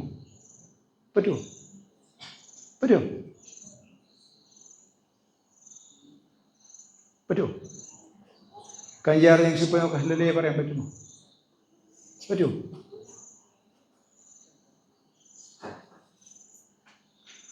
ഹല്ലേലൂയ പറയാൻ പോയിട്ട് വേദോസം ഉണ്ടെങ്കിൽ നമ്മൾ എന്ത് ചെയ്യും? അത് 3 കൂടിനകത്ത് പോയിച്ച് കൈപ്പിടിച്ചിൻ്റെ കോർത്ത്. എന്താ വേദോസാന്ന് എന്ത് ചെയ്യരുത്? ഒറ്റ മനുഷ്യൻ ഒറ്റ നോട്ടത്തിലല്ല പലതവണ നോക്കിയാലും മനസ്സിലാകരുത് എന്നുള്ളതാണ് നമ്മുടെ ഒരു ആഗ്രഹം അല്ലേ? നമ്മുടെ കഴുത്തെ കുരിശൻ നിലനിന്നുണ്ടെങ്കിൽ എന്ത് ചെയ്യും? അത് നമ്മൾ എന്ത് ചെയ്യും? അത് മറിച്ച് വെച്ചുകൊണ്ടാണ് പോക്ക്. എന്താ അർത്ഥം? നമ്മൾ ക്രിസ്ത്യാനിയാണെന്ന് പറയാൻ പറ്റും. ഓക്കെ, വീട്ടിൽ ഹല്ലേലൂയ പറയുമോ? സ്തോത്രം പറയുമോ? പറയോ? കേട്ടില്ല? പറയുമോ? പ്രായമുള്ളവർ അങ്ങനെ പറയുമെന്ന് പറഞ്ഞാൽ പിള്ളേരെ ചോദിക്കണം പറയുന്നുണ്ടോ അല്ലേ? പിള്ളേർ പറയുന്നത് പ്രായമുള്ളവർ ചോദിക്കണം അല്ലേ? ഓക്കെ, ഞാൻ പറഞ്ഞത് യഥാർത്ഥത്തിൽ ഇവിടെ ആരാധിക്കുന്ന ഈ ആൾക്കാർക്ക് ഇതിൽ നിന്ന് വ്യത്യസ്തമായ സ്വഭാവത്തോടെ പുറത്ത് ആരാധിക്കാൻ പറ്റത്തില്ല. പുറത്തെ ആരാധന പറയുന്നത് പുറത്തെ നമ്മുടെ ജീവിതമാണ്. പുറത്തെ ആരാധന എന്ന് പറയുന്നത് നമ്മുടെ ജീവിതമാണ്. ഇവിടെ നിന്ന് വ്യത്യസ്തമായൊരു ജീവിതം, ആരാധനയ്ക്ക് വ്യത്യസ്തമായൊരു ജീവിതം നയിക്കാൻ ഒരു ക്രിസ്ത്യാനിക്ക് പറ്റത്തില്ല. അത് സാധിക്കുമോ? അതാണ് ആത്മാവെന്ന് പറയുന്നത്. ഇവിടെ നടക്കുന്ന ഈ ആരാധന ഉണ്ടല്ലോ, അത് അതിൻ്റെ ഒരു സാധാരണ രീതിയിൽ പറഞ്ഞ ഒരു പ്രിൻസിപ്പിളാന്ന് പറയാം അല്ലേ, തത്വങ്ങളാണ് അല്ലേ. ദൈവത്തെ നമ്മൾ സ്തുതിക്കുന്നു, എണ്ണി പറഞ്ഞ് സ്തുതിക്കുന്നു, മഹത്വപ്പെടുന്ന ദൈവം അങ്ങനെ ചെയ്തു, ഇങ്ങനെ ചെയ്തു, പ്രാർത്ഥിച്ചപ്പോൾ ഉത്തരമരുളി, കഷ്ടത്തിൽ നിന്ന് വിടുവിച്ചു, രോഗസൗഖ്യം നൽകി, എൻ്റെ മക്കൾക്ക് ജോലി നൽകി, എനിക്ക് ജീവിക്കാൻ നിവൃത്തിയില്ലായിരുന്നു, ജോലി കിട്ടാൻ നിവൃത്തിയില്ലായിരുന്നു, എനിക്കൊരു പണി കിട്ടി എന്നൊക്കെ പറഞ്ഞ് ദൈവത്തെ സ്തുതിക്കുകയാണല്ലേ. അപ്പം അത് സ്തുതിച്ച് കഴിഞ്ഞിട്ട് പുറത്തു പോയിട്ട് അതിന് യോജിച്ച രീതിയിലുള്ള ജീവിതം നയിക്കാനേ പറ്റത്തുള്ളൂ. അതാണ് ആത്മാവ് എന്ന് ഞാൻ പറഞ്ഞത്. ആത്മാവെന്ന് പറഞ്ഞു. കർത്താവ് അതിനെക്കുറിച്ച് കൽപ്പനകളൊക്കെ വിശദീകരിക്കുമ്പോൾ അതിനെക്കുറിച്ച് വളരെ വ്യക്തമായിട്ട് പറയുന്നുണ്ട്. അപ്പോൾ ഇവിടുത്തെ നിന്ന് വ്യത്യസ്തമായൊരു ജീവിതം പുറത്ത് പറ്റുമോ? പറ്റുമോ? ഇവിടെ ഹല്ലേലൂയ പറഞ്ഞിട്ട് പുറത്ത് പോയി നമുക്ക് അതിന് വിരുദ്ധമായിട്ട് എന്തെങ്കിലും പറയാൻ പറ്റുമോ? നിങ്ങളെന്നാ പറയുന്നു? ഒരു കൊച്ചു പറഞ്ഞു പറ്റത്തില്ല കേട്ടോ. നമുക്ക് സംശയമാണ് പറ്റുമത് അല്ലേ, കാരണം നമ്മൾ മൂത്ത ആൾക്കാരാണല്ലോ. നമുക്ക് സംശയമാണ് പറ്റുമോ, നമുക്കറിയാൻ പറ്റത്തില്ല അല്ലേ. അവിടെയാണ് നമ്മൾ ശ്രദ്ധിക്കേണ്ടത്. അതായത് നമ്മളിങ്ങനെ ഉൽപ്പത്തി തൊട്ടിങ്ങനെ പല ദിവസം ഇങ്ങനെ വായിച്ച് വരുമ്പോൾ ഉൽപ്പത്തിയിലാണ് പറയുന്നത്, നമ്മൾ ആദ്യത്തെ അധ്യായങ്ങളാണ് പറയുന്നത്. എന്താ അവിടെ രേഖപ്പെടുത്തിയിരിക്കുന്നത്? മനുഷ്യൻ എന്ത് ചെയ്തു? ദൈവസന്നിധിയിൽ നിന്ന് അകന്നു പോയി. മനുഷ്യൻ എന്ത് ചെയ്തു? ദൈവസന്നിധിയിൽ അകന്നു പോയി. എല്ലാ മനുഷ്യരും ദൈവസന്നിധിയിൽ അകന്നു പോയി. എത്ര പേര് പോയി?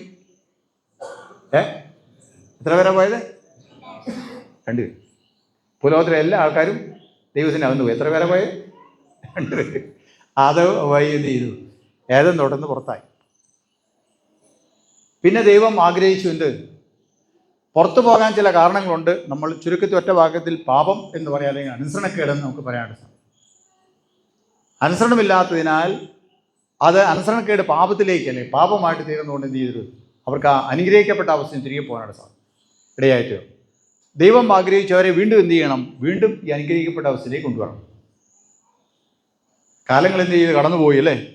നമ്മൾ പുതിയ പഴയ നിയമം വായിച്ച് വരുമ്പോൾ ധാരാളം പ്രവർത്തനങ്ങൾ അതിനെക്കുറിച്ച് കാണാറുണ്ട്. ജനങ്ങൾ വർദ്ധിക്കുന്നതായിട്ടും ദൈവത്തിൻ്റെ ശിക്ഷകൾ നടന്നതായിട്ടും ജനങ്ങൾ ദൈവത്തെ അനുസരിക്കുന്നതായിട്ടും പ്രവാചകന്മാർ വരുന്നതായിട്ടും അതുപോലെ ന്യായാധിപന്മാർ വരുന്നതായിട്ടും പ്രത്യേകമായി നിയോഗിക്കപ്പെട്ട രാജാക്കന്മാർ വരുന്നതായിട്ടും അവരെയും വീണ്ടും ഇസ്രായേൽ ജനത്തെ തിരഞ്ഞെടുക്കുന്നതായിട്ടും അങ്ങനെ ഒരു നീണ്ട ചരിത്രം രേഖപ്പെടുത്തിയിരിക്കുന്നത് കാണാൻ സാധിക്കും.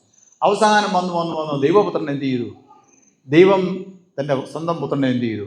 ഈ ദൗത്യത്തിന് വേണ്ടി എന്ത് ചെയ്തു? ദൈവം അയച്ചു. ഏതാ ദൗത്യം? ആദവും ഹവ്വയെയും മനുഷ്യനെ മുഴുവൻ പുറത്താക്കി വീണ്ടും എന്ത് ചെയ്യും? അവരെ തിരിച്ചു കൊണ്ടുവരാനുള്ള ദൗത്യം തൻ്റെ സ്വന്തം പുത്രനെ ഏൽപ്പിച്ചു. അല്ലെങ്കിൽ ദൈവം മനുഷ്യനായി പിറന്നു എന്ന് വേദോസമായി അല്ലേ. അങ്ങനെ നമ്മൾ വായിക്കുമ്പോൾ സുവിശേഷ വേദഭാഗങ്ങൾ നമുക്ക് അതിൻ്റെ പ്രവർത്തനങ്ങളെക്കുറിച്ച് കാണാൻ സാധിക്കും. അത് പ്രവചന നിവൃത്തിയായിട്ട് നമുക്ക് കാണാൻ ഇങ്ങനെ വന്നു പ്രവൃത്തികളുടെ പുസ്തകം നമ്മൾ വായിക്കുമ്പോൾ അവിടെ വരുന്നത് ഇപ്രകാരമാണ് രേഖപ്പെടുത്തിയിരിക്കുന്നത്. കർത്താവ് ആരെ ചേർത്തുകൊണ്ടിരുന്നു? രക്ഷിക്കപ്പെടുന്നവർ എന്നാ ചെയ്തു? എവിടെ ചേർത്തു? സഭയോട് ചേർത്തുണ്ട് അല്ലേ. നമ്മുടെ സഭയാണോ? നമ്മുടെ സഭയല്ലേ. അപ്പം രക്ഷിക്കപ്പെടുന്നവരെ കർത്താവ് എന്ത് ചെയ്തു? സഭയോട് ചേർത്തുകൊണ്ടിരുന്നു. അത് അപ്പോസ്തല പ്രവൃത്തിയിലാണ് നമുക്ക് കാണുന്ന വാക്യം. നമ്മൾ 2-ാം അധ്യായം 47-ാം വാക്യമാണ് പറയുന്നത്. അതിൻ്റെ 2-ാമത്തെ ഭാഗം. കർത്താവ് രക്ഷിക്കപ്പെടുന്നവരെ ദിനംപ്രതി സഭയോട് ചേർത്തുകൊണ്ടിരുന്നു. അപ്പോസ്തല പ്രവൃത്തികൾ 2:47 2-ാം ഭാഗമാണ്. നമ്മൾ അറിഞ്ഞിരിക്കേണ്ട കാര്യം എന്ന് പറയുന്നത്, യഥാർത്ഥത്തിൽ ഈ രക്ഷിക്കപ്പെടുന്നവരുടെ കൂട്ടം എന്ന് പറയുന്നതാണ് സഭ. അവരെ ആണ് എന്ത് ചെയ്യുന്നത്? അത് ദൈവം താൻ തിരഞ്ഞെടുക്കുന്ന ആൾക്കാരെ, ഈ ഏദൻ്റെ ആ അനുഗ്രഹിക്കപ്പെട്ട അവസ്ഥയിൽ നഷ്ടപ്പെട്ടു പോയ ആൾക്കാരെ അവിടെ തിരികെ ചേർക്കാനുള്ള ഒന്നാമത്തെ പടിയാണ് നമുക്കവിടെ കാണാൻ സാധിക്കും. അല്ലെങ്കിൽ ദൈവരാജ്യത്തിൻ്റെ ഒരു ചെറിയ പതിപ്പാണ് നമുക്ക് കാണാൻ സാധിക്കും. അതാരാണ് ഈ രക്ഷിക്കപ്പെടുന്നവർ? എവിടെ ആയിരിക്കുന്നത്? എവിടുന്ന് അവരെ ചേർത്തത്?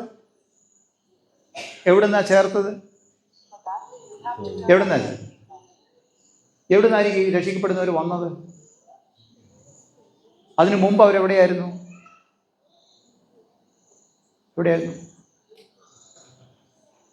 നമ്മളതങ്ങനെ വായിച്ച് വരുമ്പോൾ കാണാനായിട്ട് സാധിക്കുന്നത് ഇവർ ഈ ലോകത്ത് തന്നെയാണ്. ഈ ലോകത്ത് തന്നെ ആണെങ്കിലും എന്ത് ചെയ്യുന്നു? അവർ പ്രത്യേകമായിട്ട് വേർതിരിക്കപ്പെട്ടിരിക്കുക അല്ലേ? ഇപ്പോൾ ഇവിടെ നമ്മൾ ഈ പ്രദേശം നോക്കിക്കഴിഞ്ഞാൽ ധാരാളം ആൾക്കാരുണ്ട് അല്ലേ? വ്യത്യസ്ത മതവിഭാഗത്തിൽപ്പെട്ട ആൾക്കാരുണ്ട്, വ്യത്യസ്ത വിശ്വാസമുള്ള ആൾക്കാരുണ്ട് അല്ലേ? പക്ഷെ ഇന്ന് ഈ പള്ളിയിൽ ആരോ ഉള്ളൂ? കാഴ്ചയാർ CSI പള്ളിയിലെ അംഗങ്ങളാണ്. ചുരുക്കം എളുപ്പം മനസ്സിലാക്കാൻ പറയാം. വേറെ ആരുമില്ല. പുറത്തേക്ക് ഇറങ്ങുമ്പോൾ മാർക്കറ്റിൽ ചെന്നാലോ, ജംഗ്ഷനിൽ ചെന്നാരുണ്ട്? ജംഗ്ഷനിൽ എല്ലാവരും ഉണ്ട്. പക്ഷെ ഇവിടെ ആരേ ഉള്ളൂ? ഇവിടെ CSIക്കാർ മാത്രം എന്ന് പറഞ്ഞ പോലെയാണ്. ചന്തസ്ഥലത്ത്, മാർക്കറ്റ് പ്ലേസിൽ, പൊതുസ്ഥലത്ത്, അല്ലെങ്കിൽ ലോകത്തിലെല്ലാ ആൾക്കാരുമാണ്. സഭയെന്ന് പറഞ്ഞാൽ എന്താണ്? അവിടുന്ന് വിളിച്ച് വേർതിരിക്കപ്പെട്ടവരുടെ കൂട്ടം. അങ്ങനെയാണ് നമ്മൾ സഭയെക്കുറിച്ച് എക്ലീസിയ എന്ന് പറയുന്ന പദം പഠിക്കുമ്പോൾ അങ്ങനെയാണ് സാർ. മാർക്കറ്റ് പ്ലേസിൽ നിന്ന്, ചന്തസ്ഥലത്ത് നിന്ന് എല്ലാവരും കൂടി നടത്തുന്ന പ്രത്യേകമായി വിളിച്ച് വേർതിരിക്കപ്പെട്ടവരുടെ കൂട്ടമാണ് ഇത് സഭയെന്ന് പറയുന്നത്. ഓക്കെ, വിളിച്ച് വേർതിരിക്കപ്പെട്ടവരുടെ കൂട്ടവും വേർതിരിക്കപ്പെടാത്തവരുടെ കൂട്ടവും തമ്മിൽ എന്തെങ്കിലും വ്യത്യാസം കാണുമോ? ഉണ്ടോ? നിങ്ങളുടെ അഭിപ്രായത്തിൽ എന്നാ തോന്നുന്നു? ഈ വിളിച്ച് വേർതിരിക്കപ്പെട്ടവരുടെ കൂട്ടത്തെ നമുക്ക് ഇങ്ങനെ പറയാം, വിശ്വാസികളുടെ കൂട്ടം എന്ന് പറയാം. എന്നാ കൂട്ടമാ? വിശ്വാസികളുടെ കൂട്ടം അല്ലേ? അതൊക്കെ നമ്മളൊക്കെ ആരാന്തരം? ഒന്ന് വിളിച്ച് വേർതിരിക്കപ്പെട്ടവരാണ്, പിന്നെ ആരാണ്? വിശ്വാസികളുടെ കൂട്ടമാണ് അല്ലേ? വിശ്വാസികളുടെ കൂട്ടമാണെങ്കിൽ അവർ ലോകത്തിൽ നിന്ന് എന്നാൽ ലോകമായിട്ട് അവർക്ക് എന്തെങ്കിലും ബന്ധമുണ്ടോ? ഉണ്ടായിരിക്കുമോ? ലോകം അവർക്ക് ഇമ്പമായിരിക്കുമോ? നല്ലതായിരിക്കുമോ? എബ്രായർ 11-ാം അധ്യായം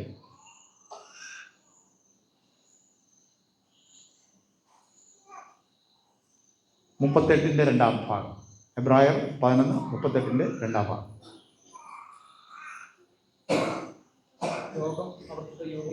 ഉറക്കെ വായിച്ചു. ലോകം അവർക്ക് യോഗ്യമായിരുന്നില്ല. അത് വിശ്വാസികളുടെ പട്ടികളെ, വിശ്വാസ വീരന്മാരെ കുറിച്ചാണ് പറഞ്ഞു വരുന്നത്. വിശ്വാസികൾക്ക് എന്ത് യോഗ്യമല്ല? ലോകം യോഗ്യമല്ല.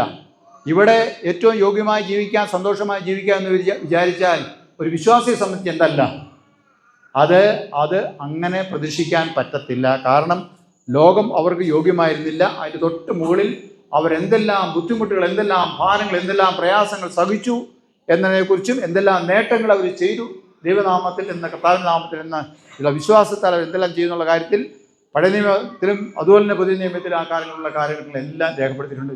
അവസാനം ഒരു കൺക്ലൂഷനായിട്ട് പറയാണ്, ലോകം വിശ്വാസികൾക്ക് എന്തല്ല? യോഗ്യമല്ല. അവർക്ക് യോഗ്യമായൊരു ലോകം ഉണ്ട്. അത് ദൈവരാജ്യമാണ്, ദൈവത്തിൻ്റെ ലോകമാണ് അല്ലേ? അപ്പോൾ ഈ ലോകത്ത്, അയോഗ്യമായ ഒരു ലോകത്ത് യോഗ്യരായി, ദൈവരാജ്യത്തിൽ യോഗ്യരായ ചില ആൾക്കാർ എന്ത് ചെയ്യുന്നു? ജീവിക്കും. അപ്പോൾ ഈ ജീവിതം എന്ന് പറയുന്നത് എന്തായിരിക്കും? സുഖമായിരിക്കുമോ അതോ ബുദ്ധിമുട്ടുള്ളതായിരിക്കും? സുഖമായിരിക്കുമോ?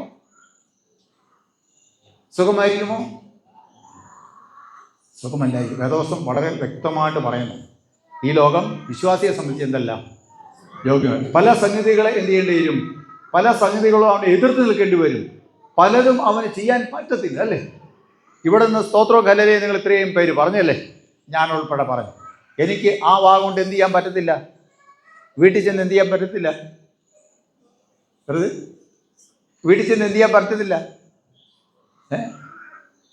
അതിന് വിരുദ്ധമായിട്ട് പറയാൻ പറ്റത്തില്ല. പറഞ്ഞാൽ നിങ്ങൾ ഓർത്തോണം, എന്താ? നിങ്ങൾ എവിടെയുള്ള ആൾക്കാരാ? നിങ്ങൾ ഇപ്പോഴും എവിടെയാ? നിങ്ങൾ ഇപ്പോഴും ലോകത്തിൽ തന്നെയാണ് അല്ലേ? ഇപ്പോഴും ലോകവും സഭയും തമ്മിൽ ഭയങ്കരമായിട്ടുള്ള അന്തരമുണ്ട്. ആ വ്യത്യാസമാണ് അതിനെ വ്യത്യാസപ്പെടുത്തുന്നത് തന്നെ അല്ലേ? ലോകത്തിലുള്ളതെല്ലാം എവിടെ ഇല്ല? ലോകത്തിലുള്ളത് സഭയിലില്ല. സഭയിലുള്ളത് എവിടെയില്ല? സഭയിലുള്ള ലോകത്തിലുമില്ല അല്ലേ? ഇന്ന് ഈ ലോകത്തിലുള്ളത്, അല്ലെങ്കിൽ മാർക്കറ്റ് പ്ലേസ് എന്ന് പറയാം, അല്ലെ ചന്തസ്ഥലത്ത്, അതായത് കുറേ നമുക്ക് മനസ്സിലാക്കേണ്ടത്. ചന്തസ്ഥലത്തുള്ള കാര്യങ്ങൾ എവിടെയില്ല? എളുപ്പം മനസ്സിലാക്കാൻ പറയാണ്, പള്ളിയിലില്ല. വിശ്വാസികൾ കൂട്ടമാണ് പള്ളി അല്ലേ, സഭ. ചന്തസ്ഥലത്തുള്ളത് സഭയിലില്ല. ഉണ്ടോ? സഭയിലുള്ളത് എവിടെയില്ല, ചന്തസ്ഥലത്തുമില്ല. ഓക്കെ, നമ്മൾ സൂക്ഷ്മമായി നോക്കിയാൽ ഈ ചന്തസ്ഥലത്തുള്ള ശബ്ദങ്ങൾ വല്ലതും ഇവിടെ കേൾക്കുന്നുണ്ടോ? കേൾക്കുന്നുണ്ടോ? ഇവിടെ നച്ച പറഞ്ഞ ഇടയ്ക്കിടയ്ക്ക് കേൾക്കുന്നു. ചന്തസ്ഥലത്ത് തന്നെ എല്ലാ ശബ്ദം കേൾക്കുന്നത്. ആട്ട്, തുപ്പ് അല്ലേ എന്ന് വേണ്ട എല്ലാ സംഗീതവും അവിടെ ഉണ്ട് അല്ലേ? എല്ലാ കോനാകൃതികളും അവിടെ ഉണ്ട്. ഇവിടെ അത് ഇല്ലെന്നാണ് നിങ്ങൾ പറഞ്ഞല്ലേ? ഇല്ലാതെ സൂക്ഷിക്കണം, ഇല്ലാതെ സൂക്ഷിക്കണം. സഭയും ലോകമായുള്ള അന്തരം അത് അന്തരമായിട്ട് തന്നെ എടുക്കണം. നമ്മൾ ലോകത്തിൽ ജീവിക്കുമ്പോൾ തന്നെ ആ വ്യത്യാസം എന്ത് ചെയ്യണം? കത്ത് സൂക്ഷിക്കേണ്ടത്. അവിടെയാണ് ലോകം യോഗ്യമല്ല എന്ന് പറഞ്ഞിരിക്കുന്നത് സാരം നമ്മൾ മനസ്സിലാക്കണം. അതിന് നമ്മളെ ശക്തിപ്പെടുത്തുന്നത്, പ്രാപ്തിപ്പെടുത്തുന്നത് എപ്പോഴും എന്ത് തന്നെയാണ്? ഈ ദൈവവചനവുമായിട്ടുള്ള അവിടെ അഭേദ്യമായിട്ടുള്ള ബന്ധം അല്ലേ? സാത്താൻ്റെ പ്രവർത്തനം എന്തായിരിക്കും? അങ്ങനെയാണെങ്കിൽ സാത്താൻ്റെ പ്രവർത്തനം എന്തായിരിക്കും?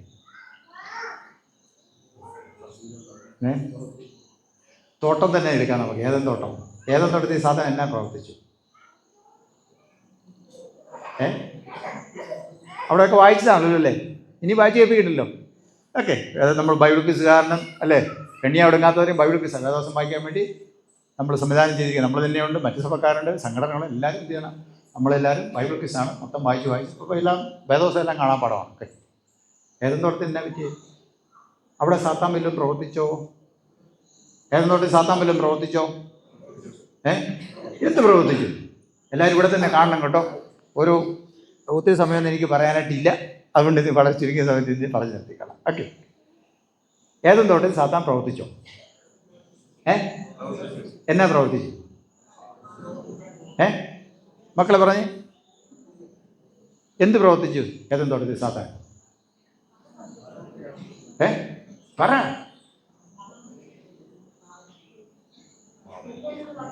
ഇത് എന്നതാണെന്നറിയാതെ നമ്മളെങ്ങനെയാണ് പോരാടുന്നത് അല്ലേ? നമ്മൾ പോരാട്ടമുള്ള ലോകത്തിലാണ് ജീവിക്കുന്നത് അല്ലേ? പോരാട്ടമുള്ളത് ഈ ലോകരോടല്ല, ജഡീകരോടല്ല, പിന്നെ ആരോടാ? ദുഷ്ടാത്മ സേനയോടെന്നാണ് പറഞ്ഞിരിക്കുന്നല്ലേ? ആരോടാ യുദ്ധം ചെയ്ത് നമ്മൾ എന്ത് ചെയ്യണം? കൃത്യമായിട്ട് അറിഞ്ഞിരിക്കണം. നമ്മൾ ആരാന്നും അറിഞ്ഞിരിക്കണം. നമ്മൾ ആരാന്നറിയാതെ, ആരോട് നമ്മൾ പോരാടുന്നറിയാതെ വിജയകരമായ ക്രിസ്ത്യൻ ജീവിതം നയിപ്പാൻ നമുക്ക് പറ്റത്തില്ല. നമ്മളൊക്കെ ആരാണ്? നമ്മൾ ധീരയോദ്ധാക്കളാണല്ലേ, വിശ്വാസ വീരന്മാരാണ്.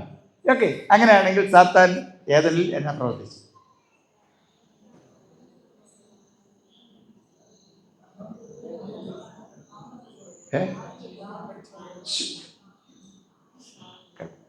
തിരുമേനി എന്തെങ്കിലും വചനം പറയാണെങ്കിൽ പറഞ്ഞിട്ട് പോവുകയാണെങ്കിൽ ഇതുവരെ 2-3 ദിവസം ഞങ്ങൾ വളരെ ആത്മാവിലായിരുന്നു. തിരുമേനി ചെന്നെല്ലാം കുഴപ്പമില്ലാണ്. അത് പിന്നെ ഞാൻ പ്രസംഗം പറഞ്ഞു കഴിയും ബാക്കി അച്ഛൻ എന്ത് ചെയ്തോളൂ, പൂരിപ്പിച്ചോ. സാത്താനോടെ പ്രവർത്തിച്ചു. സാത്താൻ്റെ പ്രവർത്തന ഫലമായിട്ടാണ് എന്ത് ചെയ്തിരിക്കുന്നത്? അവർക്ക് തോട്ടത്തിന് പുറത്ത് പോകണം അല്ലേ? പക്ഷെ ദൈവം എന്ത് ചെയ്തു? ദൈവം വരെ തോട്ടത്തിന് പുറത്താക്കണമെങ്കിൽ എന്ത് ചെയ്താൽ മതി? അവരെ സൃഷ്ടിച്ചിട്ട് എന്ത് ചെയ്യാൻ പറ്റും? അങ്ങ് ഇറക്കി വിട്ടാൽ മതിയായിരുന്നല്ലേ? പക്ഷേ ദൈവം ഒരു പ്രത്യേകമായൊരു സ്ഥലം അവർക്ക് വേണ്ടി വേർതിരിച്ചു അല്ലേ? നല്ല ഒന്നാന്തരം, നമ്മൾ സ്വർഗം എന്നൊക്കെ പറയുന്ന, പർദീസ എന്നൊക്കെ പറയുന്ന, അല്ലെങ്കിൽ ആ സ്വർഗീയ അനുഭവം എന്ന് പറയുന്ന സന്തോഷമുള്ള ഒരു സമ്പൽ സമർത്ഥമായ ഒരു അനുഗ്രഹിക്കപ്പെട്ട ഒരു ഇടം, അത് മനുഷ്യനെ ദൈവം ഉണ്ടാക്കിയിട്ട് അവിടെ ആക്കി.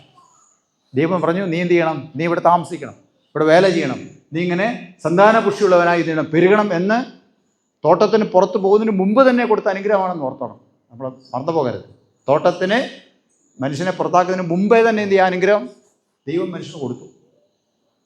തോട്ടത്തിനുള്ളിലാണ് നല്ല അനുഗ്രഹം ദൈവം കൊടുത്തു അല്ലേ? ദൈവം മനുഷ്യനെ, എന്നെയും നിങ്ങളെയും നല്ലതിന് വേണ്ടി നല്ല സൃഷ്ടിച്ച് നല്ല സ്ഥലത്താക്കി അല്ലേ? അവിടുന്ന് ഇറക്കി വിട്ടത് ആരാണ്? ആരുടെ പ്രവർത്തനം ഫലമാണ്? സാത്താൻ പ്രവർത്തിച്ചു. സാത്താൻ എന്ത് ചെയ്തു? സാത്താൻ പഴം അവർ അതൊക്കെ വെറുതെ പറയുന്ന, ദൈവത്തെ പോലെ ആവുമെന്ന് പറഞ്ഞപ്പോൾ ഇവരെന്ത് ചെയ്തു? വീഴുപോയി അല്ലേ? ഉടനെ എന്ത് ചെയ്യാതെ അവർക്ക് തോട്ടത്തിന്. ദൈവത്തിൻ്റെ പദ്ധതിയാണ് എനിക്ക് നിങ്ങൾക്ക് നന്മ വരുത്തുക, സന്തോഷം നൽകുക, സമാധാനം നൽകുക, ശുഭമായിരിക്കുക എന്ന് പറഞ്ഞ എല്ലാം ദൈവത്തിൻ്റെ ഒരു പദ്ധതിയാണ്. ആ പദ്ധതിയെ നശിപ്പിച്ചത്, പൊളിച്ചടക്കിയത് ആരാണ്? സാത്താൻ. അന്ന് തുടക്കത്തിൽ ഒക്കെ ഞാൻ പറഞ്ഞു വന്നതിൻ്റെ സാരം ഒരു പക്ഷേ നിങ്ങൾക്ക് മനസ്സിലാക്കുകയാണ്. ഇന്നും സാത്താൻ്റെ പരിശ്രമം എന്താണ്? ഒരു മനുഷ്യനും എന്ത് ചെയ്യരുത്? ഒരു മനുഷ്യനും ഈ ദൈവത്തിൻ്റെ നേരെ തിരിയരുത്. ഒരു മനുഷ്യനും എന്ത് ചെയ്യരുത്? ദൈവത്തിന് നേരെ തിരിയരുത്. എല്ലാവരും എന്ത് ചെയ്യണം? ദൈവത്തിന് മുഖം തിരിഞ്ഞ് പൊക്കോണം. ദൈവത്തിന് മുഖം തിരിഞ്ഞ് പൊക്കോണം. അത് അന്ന് തൊട്ടുള്ള സാത്താൻ്റെ പ്രവർത്തനമാണ്. ഇന്നും അതിനുവേണ്ടി എന്ത് ചെയ്യുന്നു? ഉറ്റുണർന്നു ശ്രമിക്കുന്നു സാത്താൻ. അല്ലേ, പാട്ടുണ്ടല്ലേ? വിശ്വാസികളെ വഴിതെറ്റിക്കാൻ സാത്താൻ എന്ത് ചെയ്യുന്നു? രാവും പകലും ഇല്ലാതെ അധ്വാനിക്കുകയാണ്. നിങ്ങളൊരു ചീത്ത സ്വഭാവം വിട്ടാൽ നിങ്ങളുടെ കൂടെ ആരുണ്ട്? സാത്താനുണ്ട്. എന്തിനു വേണ്ടിയാ? ചീത്ത സ്വഭാവം വിട്ടെങ്കിൽ എന്ത് ചെയ്യുന്നു? അവൻ ദൈവഭാഗത്തേക്ക് തിരിഞ്ഞ് പോവുകയാണ്. അവൻ എങ്ങനെയെങ്കിലും പുറകോട്ട് കൊണ്ടുള്ള ശ്രമമാണ് ആര് ചെയ്യുന്നത്? സാത്താൻ ചെയ്യുന്നത്. അല്ലേ? ചീത്ത സ്വഭാവം എന്നെല്ലാം സ്വഭാവം എന്ന് പറയാമോ?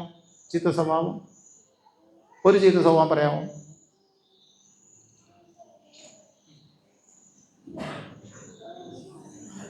ഒരു ചീത്ത സ്വഭാവം പറയാമോ? ദൈവത്തിന് ഇഷ്ടമില്ലാത്തൊരു കാര്യം പറഞ്ഞു. പിള്ളേർ പറയുന്നത് കള്ളം പറയും. അല്ല, കൽപ്പനയല്ലേ കള്ളം പറയും. ചോദ്യം ഇതാണ്, കള്ളം പറയുന്നുണ്ടോ? കള്ളം പറയില്ല എന്നൊരു മനുഷ്യൻ തീരുമാനിച്ചാൽ സാത്താൻ അവൻ്റെ കൂടെ അന്തരം കൂടും. അല്ലേ? എന്തായിരിക്കും അന്ന് തൊട്ട് അവൻ്റെ പരിശ്രമം? നുണ പറയിപ്പിക്കുക എന്നുള്ളതാണ് സാത്താൻ്റെ ശ്രമം. അല്ലേ? നമ്മൾ ചിലപ്പോൾ എന്ത് ചെയ്യും? വീണു പോകും. അല്ലേ? നിങ്ങളെല്ലാവരും തീരുമാനിക്കുന്നത്തെ 2-3 ദിവസത്തെ ഉപവാസ പ്രാർത്ഥന എല്ലാം കഴിച്ച് പറഞ്ഞാൽ എല്ലാ ഞായറാഴ്ചയും എന്ത് ചെയ്യും? പള്ളിയിൽ പോകും. അല്ലേ? അന്ന് സാത്താൻ തുടങ്ങും, നിങ്ങളുടെ കൂടെ പോകും. അല്ലേ? എന്ത് ചെയ്യും? ഒരു ദിവസമെങ്കിലും പോകാം. അതിൽ സാത്താൻ പരാജയപ്പെടും. ചിലപ്പോൾ നമ്മളൊരു തീരുമാനം എടുത്താൽ അതിൽ നിന്ന് സാത്താനല്ല ആർക്കാണെങ്കിലും എന്ത് ചെയ്യാൻ പിന്തിരിപ്പിക്കാൻ പറ്റത്തില്ല. അങ്ങനെ പോകുമ്പോൾ സാത്താൻ പറയും, എന്നാ നീ പൊക്കോ, പള്ളി പോയിട്ട് എന്ത് ചെയ്തു? പള്ളി പോയിട്ട് നീ അവിടുത്തെ കാണുന്ന കാര്യങ്ങളെല്ലാം എന്ത് ചെയ്യണം? അതിനകത്തെ കുറ്റവും കുറവും എല്ലാം എന്ത് ചെയ്യുന്നത് കണ്ടുപിടിച്ചോ. പള്ളിയിൽ പോയിട്ട് എന്ത് ചെയ്യണം? കുറ്റവും കുറവെല്ലാം നീ കണ്ടുപിടിച്ചോ. കുറ്റവും കുറവും കണ്ടുപിടിക്കാൻ പോയാൽ അവൻ്റെ ചിന്ത എവിടെ ഏകാഗ്രമായിരിക്കത്തില്ല. വചനം പറയുമ്പോൾ എന്തായിരിക്കും? ഉപദേശി നിന്നത് ശരിയാണ്, ഉപദേശി ഒച്ച താത്തി പറഞ്ഞു, ഒച്ച ഉറക്കി പറഞ്ഞു. അല്ലേ? ഉപദേശി കോപിച്ചു പറഞ്ഞു, ഉപദേശി ചിരിച്ചുകൊണ്ട് പറഞ്ഞു, വേദോസ്തി വാക്യം പറഞ്ഞ് തെറ്റിപ്പോയി, ആ വിഷയമായിട്ട് യാതൊരു ബന്ധവുമില്ല, അതിനേക്കാളും നല്ല വാക്യം വേറെ കിടപ്പുണ്ട്. അങ്ങനെയൊക്കെ പറഞ്ഞ് നമ്മൾ ചിന്തിച്ചിരിക്കും. അതിൻ്റെ അകത്ത് പറഞ്ഞ് കാതലായ സത്യങ്ങൾ എന്ത് ചെയ്തില്ല, നമ്മൾ കേട്ടില്ല. സാത്താൻ എന്ത് ചെയ്യും? നമ്മുടെ കൂടെ കള്ള നീ എല്ലാ ദിവസവും എന്ത് ചെയ്യും? പള്ളിയിൽ പോകും. അല്ലേ? അത് നമുക്ക് അത് കേട്ട് സഹിക്കാൻ വയ്യാതെ വരുമ്പോൾ എന്ത് ചെയ്യും? നമ്മളിത് ഈ കാര്യം ഇങ്ങനെ ദണ്ണം ഇങ്ങനെ കയറി നമ്മൾ ഫോൺ വിളിച്ച് സാറിനോട്, സാറേ അങ്ങനെ ഇനി മേലെ പറയരുത്. അത് കുറേ പേർക്ക് എന്ത് പോയി? അവർക്ക് ഭയങ്കരമായിട്ടുള്ള ബുദ്ധിമുട്ടുണ്ടാക്കി. പള്ളി വരുന്നവരെ അങ്ങനെ ആക്ഷേപിക്കരുത്. എന്തിനു വേണ്ടി പോയതാണ്? ദൈവത്തെ ആരാധിക്കാൻ വേണ്ടി പോയതാണ്. സാത്താന് വേണ്ടി ഇത് ചെയ്യാനേ. ചിലരോട് പറയും, നിങ്ങൾ എന്ത് ചെയ്തോ? ക്ഷീണമൊക്കെ അല്ലേ, പ്രായമല്ലേ, അവിടെ പോയി ഉറങ്ങി. ഇവിടെ വന്ന് ഉറങ്ങി എന്നാ പറ്റും? അവിടെ പാട്ടും കേൾക്കത്തില്ല, പ്രാർത്ഥനയും കേൾക്കത്തില്ല, വചനവും കേൾക്കത്തില്ല. അല്ലേ? ഉറക്കമൊക്കെ ചെയ്തു നല്ല സുഖമായിട്ട് ഉറങ്ങേണ്ട എന്ത് ചെയ്തു? വീട്ടിൽ പോകും. സാത്താൻ്റെ തന്ത്രം എന്ത് ചെയ്തു? അവിടെ പള്ളിയിൽ പൊക്കോ, ഉറങ്ങിക്കോ. പള്ളിയിൽ പോയോ വഴക്കുണ്ടാക്കിക്കോ. പള്ളിയിൽ പോയോ അടുത്തേക്ക് കുറ്റം കണ്ടുപിടിക്കാണ്ട് നോക്കിക്കോ. കുറ്റം കണ്ടുപിടിക്കുന്ന ആളുടെ സ്വഭാവമാണ് സാത്താൻ്റെ സ്വഭാവം. കുറ്റം കണ്ടുപിടിക്കുന്ന സാത്താൻ്റെ സ്വഭാവമാണ്. അപ്പോൾ സാത്താൻ്റെ ആ വരുതിയിൽ നമ്മളെ ആക്കണം. സാത്താൻ്റെ ആയുധങ്ങളാക്കി നമ്മളെ തീർക്കുകയാണ്. മനസ്സിലായല്ലോ? ഉദ്ദേശം എന്താ? ദൈവ അഭിമുഖമായിട്ട് അവനെന്ത് ചെയ്ത് വരരുത്. എല്ലാ ദിവസവും വേദോസം വായിക്കണമെന്ന് വിചാരിച്ചോ, തീരുമാനം എടുത്തെന്ന് വിചാരിച്ചോ, സാത്താൻ അന്ന് കൂടും. അല്ലേ? എല്ലാ ദിവസവും വായിച്ചില്ലേ കുഴപ്പമില്ലേ? അപ്പോൾ സാത്താൻ പറയും, നീ ഒരു കാര്യം ചെയ്യും, നീ ഇപ്പോൾ 10 ദിവസം വായിക്കണം, ഒരു 2 ദിവസം കൊണ്ട് 10 ദിവസത്തെ പുസ്തകം വായിച്ചു. 10 ദിവസം വായിക്കേണ്ട അത്രയും അധ്യായങ്ങൾ എന്ത് ചെയ്യുക? 2 ദിവസം കൊണ്ട് വായിച്ചു. ഒരു ദിവസം ഒരു അധ്യായം, 10 ദിവസം 10 അധ്യായം. നീ 2 ദിവസം കൊണ്ട് എന്ത് ചെയ്യുക? 10 അധ്യായം വായിച്ചു. നമ്മളവർക്ക് നല്ലതല്ലേ ശരി. പക്ഷേ അതിനകത്ത് സംഭവമുണ്ട്. ഓരോ ദിവസവും ദൈവവചനമായിട്ടുള്ള ബന്ധം എന്ത് ചെയ്ത് വിട്ടുപോകുന്നുണ്ട്. 8 ദിവസം സാത്താൻ എന്ത് ചെയ്യുന്നുണ്ട്? വചനത്തിൽ നിന്ന് നിന്നെ അകറ്റി നിർത്തുന്നു. ഓർത്തോ? 8 ദിവസം നിന്നെ എന്ത് ചെയ്തു? സാത്താൻ ദൈവവചനത്തിൽ നിന്നെ അകറ്റി നിർത്തി. സുവിശേഷ പ്രവർത്തകർക്ക്, ഉപദേശിമാർക്ക്, അച്ഛന്മാർക്ക്, ബിഷോപ്പിനൊക്കെ വരുന്ന കുഴപ്പമില്ല, ഭയങ്കര തിരക്കാണ്. തിരക്കോട് തിരക്ക്. ഇത്രയും തിരക്ക് വേറെ ആർക്കും ഇല്ല. ആ തിരക്കിനിടയ്ക്ക് വിട്ടുപോകുന്ന ചില കാര്യങ്ങളുണ്ട്. എന്താണ്? എല്ലാ ദിവസം വായിക്കത്തില്ല. പിന്നെ പ്രാർത്ഥിക്കുമോ? പ്രാർത്ഥിക്കത്തില്ല. എന്നതാ? വേലയാണ് ഭയങ്കര വേല. സത്യം പറയും, ചെയ്തോ, വേല ചെയ്തോ, ഉറങ്ങാതെ എന്ത് ചെയ്തോ, നടന്നോ, പൊക്കോ, എന്ത് ചെയ്യരുത്? അതെല്ലാം വേലയുടെ ഭാഗമല്ലേ? ശരിയാ. ഒറ്റക്കാര്യം ഇവിടെ സംഭവിക്കുന്നുണ്ട്. എന്തിനോടകന്നു നിന്നു? വചനത്തോട് എന്ത് ചെയ്തു? വചനത്തോട് ബന്ധമില്ലാതെ ഏതാനും മണിക്കൂറുകൾ മാറ്റി നിർത്താൻ ആർക്ക് സാധിച്ചു? ഈ തീരുമാനം എടുത്ത് തന്നെ അങ്ങനെ മാറ്റി നിർത്താൻ സാത്താന് സാധിച്ചു. സാത്താൻ എന്ത് ചെയ്യുന്നുണ്ട്? മാറി നിന്ന് എന്ത് ചെയ്യും? അവൻ ചിരിക്കും. സാത്താൻ ചിരിക്കും. ഈ ഇരിക്കുന്ന ആൾക്കാരിൽ എത്ര പേരുണ്ട്? അവരിലെ ഭൂരിപക്ഷം ആൾക്കാർ ആരുടെ കക്ഷിയാണ്? സാത്താൻ്റെ ആൾക്കാർ എവിടെ വന്നിരിക്കുന്നു? എവിടെ വന്നിരിക്കുന്നു? പള്ളി വന്നിരിക്കുന്നു. ചന്തയിലുള്ള ആൾക്കാർ എവിടെ വന്നിരിക്കുന്നു? പള്ളി വന്നിരിക്കുന്നു. ചന്തയിലുള്ള ആൾക്ക് പള്ളി വന്നാൽ പള്ളിയിൽ അവർ സംസാരിക്കുന്നത് എന്തായിരിക്കും? എവിടത്തെ വർത്താനം അവർക്ക് പറയാൻ പറ്റത്തുള്ളൂ? എവിടത്തെ പറയാൻ പറ്റത്തുള്ളൂ? അതിൽ കൂടുതൽ നമ്മൾ പ്രതീക്ഷിക്കും. കാരണം വേദവസം വളരെ അസന്നിഗ്ധം പറയുന്നു, സാത്താൻ അതിൻ്റെ സ്വയമായത് എന്നെടുത്ത് പറയുന്നു. അവന് പോഷ്ക്ക് മാത്രമേ അറിയത്തുള്ളൂ, വേറെ നല്ല കാര്യം അവൻ അറിയത്തില്ല. അതുകൊണ്ട് വാ തുറന്നാൽ എന്തേ വരത്തുള്ളൂ? കുറ്റവും കുറവേ. കണ്ണ് തുറന്ന് കാണുന്നതെല്ലാം എന്തായിരിക്കും? കുറ്റമായിരിക്കും. നല്ല കാര്യം കാണാൻ എന്ത് രീതിയിലാകത്തില്ല അല്ലേ? അതിനുമ്പോൾ ഉദാഹരണം അന്വേഷിച്ച് പോകണ്ട. നമ്മളും പല സമയത്ത് എന്ത് ചെയ്യുന്നത് ഇങ്ങനെ ചെയ്യാറില്ലേ? അത് ചിലപ്പോൾ നമ്മൾ പള്ളിയിലെ കുറ്റമായിരിക്കും കാണുന്നത്, നമ്മളെ കൂട്ടുകാരുടെ കുറ്റമായിരിക്കും കാണുന്നത്, നമ്മൾ വീട്ടുകാരുടെ കുറ്റമായിരിക്കും കാണുന്നത് അല്ലേ? ഒരുപക്ഷെ ഭർത്താവ് ആരുടെ കുറ്റം കാണും? ഭർത്താവ് ആരുടെ കുറ്റം കാണും? ഭാര്യയുടെ കുറ്റം. ഭാര്യ ആരുടെ കുറ്റം കാണും? ഭർത്താവിൻ്റെ കുറ്റം. മക്കൾ ആരുടെ കുറ്റം കാണും? മാതാപിതാക്കളുടെ കുറ്റം. മാതാപിതാക്കളുടെ കുറ്റം കാണും. മക്കളുടെ കുറ്റം. അലമ്പുണ്ടാകാൻ പിന്നെ വേറെ വല്ലതും വേണോ? ഇവിടെ നിന്ന് സ്തുതിയും സ്തോത്രം പറഞ്ഞിട്ട് വീടിൻ്റെ വാതൊക്കെ കൂടെ ഒന്ന് പോകണമല്ലേ? എന്താണ്? അതാണ് നമ്മുടെ ഈ വർഷത്തെ ആധാരവാക്യത്തിൻ്റെ അർത്ഥം. ആത്മാവിലുള്ള ആരാധന, ദൈവപ്രസാദം. ഇവിടെ വന്ന് സ്തോത്രവും പറഞ്ഞിട്ട് പുറത്തു പോയി അനുവിരുദ്ധമായിട്ട് സംസാരിച്ചാൽ അതിനെന്തില്ല? ദൈവപ്രസാദം ഇല്ല തന്നെ. ദൈവപ്രസാദം ഇല്ല. ഓർക്കുക, നമ്മളിവിടെ വന്ന് നമ്മളെ വിളിച്ചു വേർതിരിച്ച ദൈവം,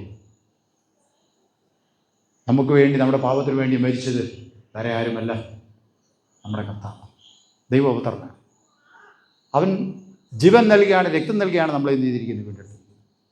അവൻ്റെ സ്വഭാവത്തോട് അനുരൂപപ്പെടാനായിട്ട്, അവൻ്റെ സ്വഭാവത്തോട് അനുരൂപപ്പെടുക. വളരെ കൃത്യമായി ഇതെല്ലാം എന്ത് ചെയ്തിരിക്കും? നമുക്ക് എഴുതി തന്നിരിക്കുന്നു. എനിക്ക് നിങ്ങളോട് പറയാനുള്ളത്, എന്ത് ചെയ്യുക?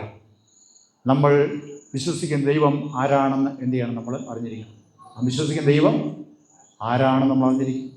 ആ ദൈവത്തിൻ്റെ ഇഷ്ടാനിഷ്ടങ്ങൾ എന്ത് ചെയ്യണം? ആ ദൈവത്തെ അനുകരിക്കുന്ന, വിശ്വസിക്കുന്ന ആൾ എന്ത് ചെയ്യണം? അറിഞ്ഞിരിക്കണം. അതറിയാതെ എന്ത് ചെയ്യത്തില്ല? ആ ദൈവത്തെ പ്രസാദിപ്പാൻ സാധിക്കില്ല.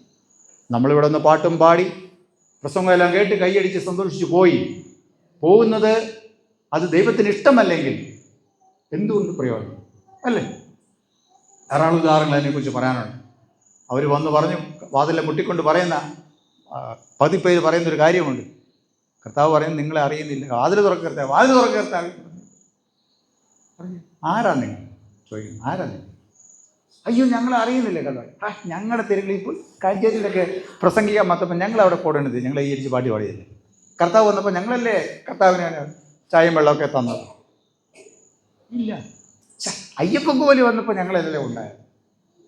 അന്നത്തെ കമ്മിറ്റി ഞാനല്ലായിരുന്നോ? കമ്മിറ്റിക്ക് പ്രധാനപ്പെട്ട അന്നല്ല, ഞാനല്ലായിരുന്നു അവിടുത്തെ ഉപദേശിച്ച്, അവിടുത്തെ അച്ഛൻ ഞാനല്ലായിരുന്നു. അയ്യോ, നിങ്ങളെ അറിയുന്നു എന്ന് പറഞ്ഞതിൻ്റെ അർത്ഥം എന്താണെന്നറിയാമോ? എന്ന് പറഞ്ഞ അർത്ഥം എന്താണെന്നറിയാമോ? എന്താ അർത്ഥം? അവിടെ ചെന്ന് മുട്ടിയവരൊക്കെ ആരാ? രണ്ടാമത് വന്ന് മുട്ടിയവരാരാ? ആരാ? നിങ്ങളെന്ന് പറഞ്ഞ് ആരാ? അതെ, കന്യാകുമാരാ. ആരാ? പള്ളി പോകുന്നവരോ പോകാത്തവരോ? മുട്ടിയതാരാ? പോകുന്നവരാ. ഓർത്തോണം, പോകാത്തൊരു വീട്ടിൽ കിടന്ന് തുടങ്ങിയിരുന്നല്ല, പള്ളിയിൽ സ്ഥിരമായിട്ട് പോയിക്കൊണ്ടിരുന്ന ആൾക്കാരാ. അവരുടെ വർത്തമാനത്തിൽ നമുക്കത് അറിയാം അല്ലേ? കർത്താവിൻ്റെ കൂടെ നടന്നു എന്നാണ് നമ്മൾ മനസ്സിലാക്കുന്നത് അവരുടെ ആ വർത്തമാനത്തിൽ നിന്ന്. പള്ളിയിൽ പോയവർ, വചനം വായിച്ചവർ, പ്രസംഗിച്ചവർ, പാടിയവർ, കർത്താവ് നീ ഇതൊന്നും അറിയുന്നില്ലെന്ന് പറഞ്ഞാൽ എന്നാ കർത്താവ് അറിയുന്നില്ലെന്ന് അല്ലേ പറഞ്ഞതിന് ചേർത്ത് പറയുന്നതാണ്. ചേർത്ത് വായിക്കുമ്പോഴാണ് പിതാവിൻ്റെ ഇഷ്ടം ചെയ്തവരെ മാത്രമേ ആരറിയുന്നുള്ളൂ. കർത്താവ് അറിയത്തുള്ളൂ. പിതാവിൻ്റെ ഇഷ്ടം ചെയ്യുന്നവരെ മാത്രമേ കർത്താവ് അറിയത്തുള്ളൂ. പിതാവിൻ്റെ ഇഷ്ടം എന്നാ? പിതാവിൻ്റെ ഇഷ്ടം എന്താ? പിതാവിൻ്റെ ഇഷ്ടം എന്താ? ഒത്തിരി ഉദാഹരണമുണ്ട്. ഈ ബന്ധത്തിൽ പറഞ്ഞാൽ പിതാവിൻ്റെ ഇഷ്ടം എന്ന് പറഞ്ഞാൽ പുത്രനെ വിശ്വസിക്കണം. ദൈവം അയച്ചവനെ എന്ത് ചെയ്യുക? വിശ്വസിക്കുക. അല്ലെങ്കിൽ സ്വീകരിക്കാൻ തുടങ്ങി. പുത്രനെ സ്വീകരിക്കുന്നതിന് നിത്യജീവൻ ഉണ്ടെന്നാണ് അല്ലേ? സ്വീകരിക്കുക എന്നാണ് ഇതിൻ്റെ അർത്ഥം. അവനുമായിട്ട് ബന്ധം സ്ഥാപിക്കുക, ഉറ്റബന്ധം സ്ഥാപിക്കുക. പ്രിയമുള്ളവർ, അതിന് ഈ വചനം നമുക്ക് രചിച്ചു നിൽക്കുക. എനിക്ക് നിങ്ങളോട് പറയാനുള്ള, കുഞ്ഞുങ്ങളോടും നിങ്ങളോടെല്ലാവരോടും പറയാനുള്ള ഒരേ കാര്യം, ദൈവവചനം എന്ത് ചെയ്യണം? നമ്മൾ വായിക്കും. ദൈവവചനം വായിക്കാത്ത ഒരു ദിവസം നമ്മുടെ ജീവിതത്തിൽ ഉണ്ടാകും. അതിനുവേണ്ടി ദൈവം എന്ത് ചെയ്തിരിക്കും? നമുക്ക് അക്ഷരാഭ്യാസം തന്നിട്ടുണ്ട് അല്ലേ? വേറെ ഇന്ത്യയെ സംബന്ധിച്ച് പറഞ്ഞാൽ നമ്മുടെ വേറെ ഒരു സംസ്ഥാനത്തും ഇല്ലാത്തത്ര വിദ്യാഭ്യാസം എവിടെയുണ്ട്? നമ്മുടെ കേരളക്കരയിലുണ്ടല്ലേ? നമ്മുടെ പൂർവ്വപിതാക്കന്മാരൊക്കെ, അവർ മുതുമുത്തച്ഛന്മാരും അവരൊക്കെ അക്ഷരം അറിയാമായിരുന്നു. അന്ന് കേരളത്തിലുള്ള പല ആൾക്കാർക്ക് അക്ഷരം അറിയത്തില്ലാത്ത സമയത്ത് നമ്മുടെ ആൾക്കാർക്ക് എന്ത് ചെയ്യാമായിരുന്നു? അക്ഷരം പഠിപ്പിക്കും. എന്തിനു വേണ്ടി അക്ഷരം പഠിപ്പിച്ചേ? എന്തിനു വേണ്ടിയാ? ഇത് വായിക്കാൻ വേണ്ടി. ഓർത്തോണം. അക്ഷരാഭ്യാസമുള്ള എല്ലാവരും ഓർത്തോണം. ഈ വചനം വ്യാഖ്യാൻ വേണ്ടി മാത്രമാണ് എന്ത് ചെയ്തിരിക്കുന്നത്? ദൈവം നമ്മുടെ കരുണയുണ്ടായി അക്ഷരം നമ്മളെ പഠിപ്പിച്ചു.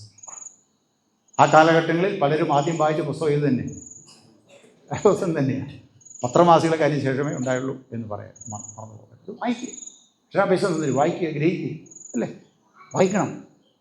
മനസ്സിലാക്കുന്ന, ദൈവം വെളിപ്പെടുത്തരുന്ന ആ സത്യങ്ങൾക്കനുസരിച്ച് നമ്മൾ ജീവിക്കണം അല്ലേ? അതനുസരിച്ച് എന്ത് ചെയ്യണം? അതനുസരിച്ച് നമ്മൾ നോക്കണം, അതനുസരിച്ച് നമ്മൾ നടക്കണം, അതനുസരിച്ച് നമ്മൾ സംസാരിക്കണം അല്ലേ? അങ്ങനെ വരുമ്പോൾ മാർക്കറ്റിലുള്ള സംസാരങ്ങളൊന്നും ഇവിടെ വരില്ല. ഇന്ന് നമ്മുടെ സഭയ്ക്ക് വന്നിരിക്കുന്ന ഏറ്റവും വലിയ കുഴപ്പം എന്താണെന്ന് അറിയാമോ? ചന്തസ്ഥലവും പള്ളിയും വ്യത്യാസമായിട്ടൊന്നുമില്ല. അടിപിടിയിൽ പണ്ടൊക്കെ എവിടെയായിരുന്നു? അടിപിടി എവിടെയാണ്? മാർക്കറ്റിലാണ് അല്ലേ? ഇപ്പോഴോ അടിപിടി എവിടെയാണ്? പള്ളിക്കാണ്. പള്ളി മുറ്റത്തായിരുന്നു പണ്ടൊക്കെ, അതിപ്പോൾ എവിടെയായി? പള്ളി കഴിയുമ്പോൾ അതിന് ചടങ്ങായിരുന്നു, ഒരു അടിപിടി ഉണ്ടാക്കണം, പള്ളി കഴിയും. ഇപ്പോഴോ പള്ളി കഴിയാനുള്ള സമയമില്ല. എപ്പോഴാണ്? പള്ളിക്കുള്ളിൽ തന്നെയാണ് അടിപിടി. ചന്തസ്ഥലത്ത് നടന്നത് ഇന്ന് എവിടെ നടക്കുന്നു? ദേവാലയത്തിനുള്ളിൽ നടക്കുന്നു. പെസഹ എവിടെയാണെന്ന് നോക്കിയാൽ സാത്താൻ എന്തുമാത്രം വിജയിച്ചിരിക്കുന്നു എന്ന് നോക്കുക. കഴിഞ്ഞ ദിവസം നമ്മൾ മിഷനെക്കുറിച്ച് അതുപോലെ തന്നെ ചർച്ചിനെക്കുറിച്ചൊക്കെ പറഞ്ഞു വന്നപ്പോൾ വിദേശ രാജ്യങ്ങളിൽ ദേവാലയങ്ങൾ അടച്ചുപൂട്ടുന്നത് ശരിയാണോ, അതിൻ്റെ അകത്ത് എന്തുമാത്രം വാസ്തവമുണ്ട് എന്ന് കഴിഞ്ഞ ദിവസം നമ്മുടെ ടൊറൻറ്റോയിൽ നിന്ന് വന്ന നമ്മുടെ ഒന്ന് രണ്ട് സഹോദരന്മാർ ഇന്നലെ ഉണ്ടായിരുന്നു. അവർ ചോദിച്ചു, അപ്പോൾ ശരിയാ തിരുമേനിയാണ്? ശരിയാണ്. പല ദേവാലയങ്ങളും എന്ത് ചെയ്യുന്നു? പല വലിയ വലിയ ദേവാലയങ്ങളും മറ്റ് പല സ്ഥാപനങ്ങളായിട്ട് മാറുകയാണ് ചെയ്യുന്നത്. പല കാരണങ്ങൾ അതിന് പറയാൻ കണ്ടേക്കാം. പക്ഷേ ചുരുക്കം പറഞ്ഞാൽ എന്താണ്? അവിടെ ആളില്ലാത്തതാണ് കാരണം. ആരാധിക്കാൻ ആളില്ല, അതാണ് കാരണം.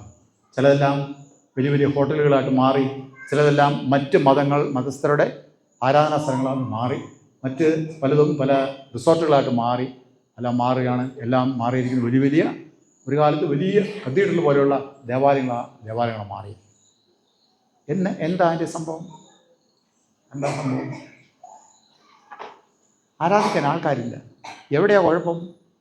ഇവിടെ കുഴപ്പം. ഇന്ന് എനിക്ക് ഇവിടെ പിള്ളേർ വന്ന് പാട്ട് കാണുന്നതിന് എനിക്ക് വളരെ സന്തോഷം തോന്നുന്നു അല്ലേ? റോയിച്ചാൻ ഇവിടെ സ്വാഗതം പറഞ്ഞു അവരുടെ ചെറുപ്പകാലത്ത് എന്ത് ചെയ്തിട്ടുണ്ട്? കൂട്ടായ്മയോടൊക്കെ കണ്ടിട്ടുണ്ടെന്ന് പറഞ്ഞു അല്ലേ? അവർ കണ്ടു. ഇന്നത്തെ തലമുറ കണ്ടില്ലല്ലേ? ഇന്നത്തെ തലമുറയും കണ്ടിരിക്കുന്നു അല്ലേ? കണ്ടിരിക്കുന്നത് തുടർച്ചയാണ്. അവരും പിന്നെ എന്ത് ചെയ്യുന്നു? അത് കണ്ടിട്ടില്ലാത്ത ആൾക്കാർ വരുമ്പോൾ എന്ത് ചെയ്യും? അവർക്ക് അതിനെക്കുറിച്ച് അറിയത്തില്ല. ഞാൻ പറഞ്ഞത് ഇത് നമ്മൾ തുടർന്നുകൊണ്ടേ പോകണം. ഇത് നമ്മൾ തുടർന്നുകൊണ്ട് പോകണം. ഇത് നമ്മുടെ കടമയാണ്. വിശ്വാസം പുത്തൻ തലമുറയിലേക്ക് കൈമാറുക എന്നുള്ളത് നമ്മുടെ കടമയാണ്. അത് നമ്മൾ ചെയ്യേണ്ടത് വേദോസം എന്ത് ചെയ്യാം? മാതാപിതാക്കന്മാർ എന്ത് ചെയ്യുക? പ്രായമുള്ളവർ എന്ത് ചെയ്യുക? വേദോസം വായിക്കണം. വീട്ടിൽ വേദോസം വായിക്കണം. രാവിലെ വൈകുന്നേരം എന്ത് ചെയ്യണം? പ്രാർത്ഥിക്കണം. അവിടെയാണ് അനുഗ്രഹം ഉണ്ടാകുന്നത്. മറന്നു പോകരുത്.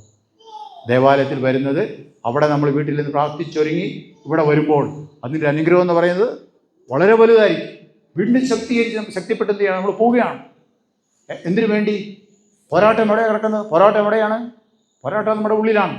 റോമാലേഖനത്തിൽ പൗലോസ് അപ്പോസ്തലൻ വളരെ വ്യക്തമായിട്ട് പറഞ്ഞിരിക്കുന്നു, നല്ല കാര്യം ചെയ്യണമെന്ന് ഞാൻ ആഗ്രഹിക്കുന്നുണ്ട്, പക്ഷേ എന്ത് ചെയ്യുന്നു? അത് നടക്കുന്നില്ല. പാപം എന്ത് ചെയ്യുന്നു? പാപം നമ്മുടെ ഉള്ളിലുണ്ട് അല്ലേ? ഏദൻ തോട്ടത്തിൽ തിന്നരുതെന്ന് പറഞ്ഞ വൃക്ഷം എവിടെയാണ് നിന്നിരുന്നത്? തോട്ടത്തിന് പുറത്തോ അകത്തോ? എവിടെയാ പറഞ്ഞേ? എല്ലാവരും ശ്രദ്ധിക്കണം. തിന്നരുതെന്ന് പറഞ്ഞ വൃക്ഷം എവിടെ നിന്ന്? ഏദൻ തോട്ടത്തിൽ. തോട്ടത്തിൽ നടുക്ക്. എന്നാ പിന്നെ ദൈവത്തിന് പറിച്ച് മാറ്റി അല്ലേ? തോട്ടത്തിൽ നടുവിൽ. ശ്രദ്ധിക്കണം. തിന്മകൾ എവിടെ ഇരിക്കുന്നു? എവിടെ ഇരിക്കുന്നു? നമ്മുടെ ഉള്ളിൽ. തിന്മകൾ എവിടെ ഇരിക്കുന്നു? അല്ലെങ്കിൽ തിന്മ എവിടെ ഇരിക്കുന്നു? നമ്മുടെ ഉള്ളിൽ. തിന്മ വെച്ചുകൊണ്ടാണ് നമ്മൾ എന്ത് ചെയ്യുന്നത്? രാവിലെ വരെയും നടക്കുന്നത് അല്ലേ? വേദോത്സവം വായിക്കുന്നു, പ്രാർത്ഥിക്കുന്നു, പള്ളി വരുന്നു, സ്തോത്രം പറയുന്നു, എല്ലാം അങ്ങനെ എല്ലാം എന്തുണ്ട് നമ്മളിൽ? നമ്മുടെ ഉള്ളിലുണ്ട്. സമ്മതിക്കാൻ പറ്റുമോ? സമ്മതിക്കാൻ പറ്റുമോ? ഉണ്ടോ? ഉണ്ട്. നമ്മുടെ ഉള്ളിൽ ആ തിന്മ ഇരിപ്പുണ്ട്. അതാണ് പൗലോസ് അപ്പോസ്തലൻ പറയുന്നത്, നന്മ ചെയ്യണമെന്ന് ആഗ്രഹമുണ്ട്, പക്ഷെ പ്രവർത്തിച്ചു വരുമ്പോൾ എന്ത് ചെയ്യുന്നത്?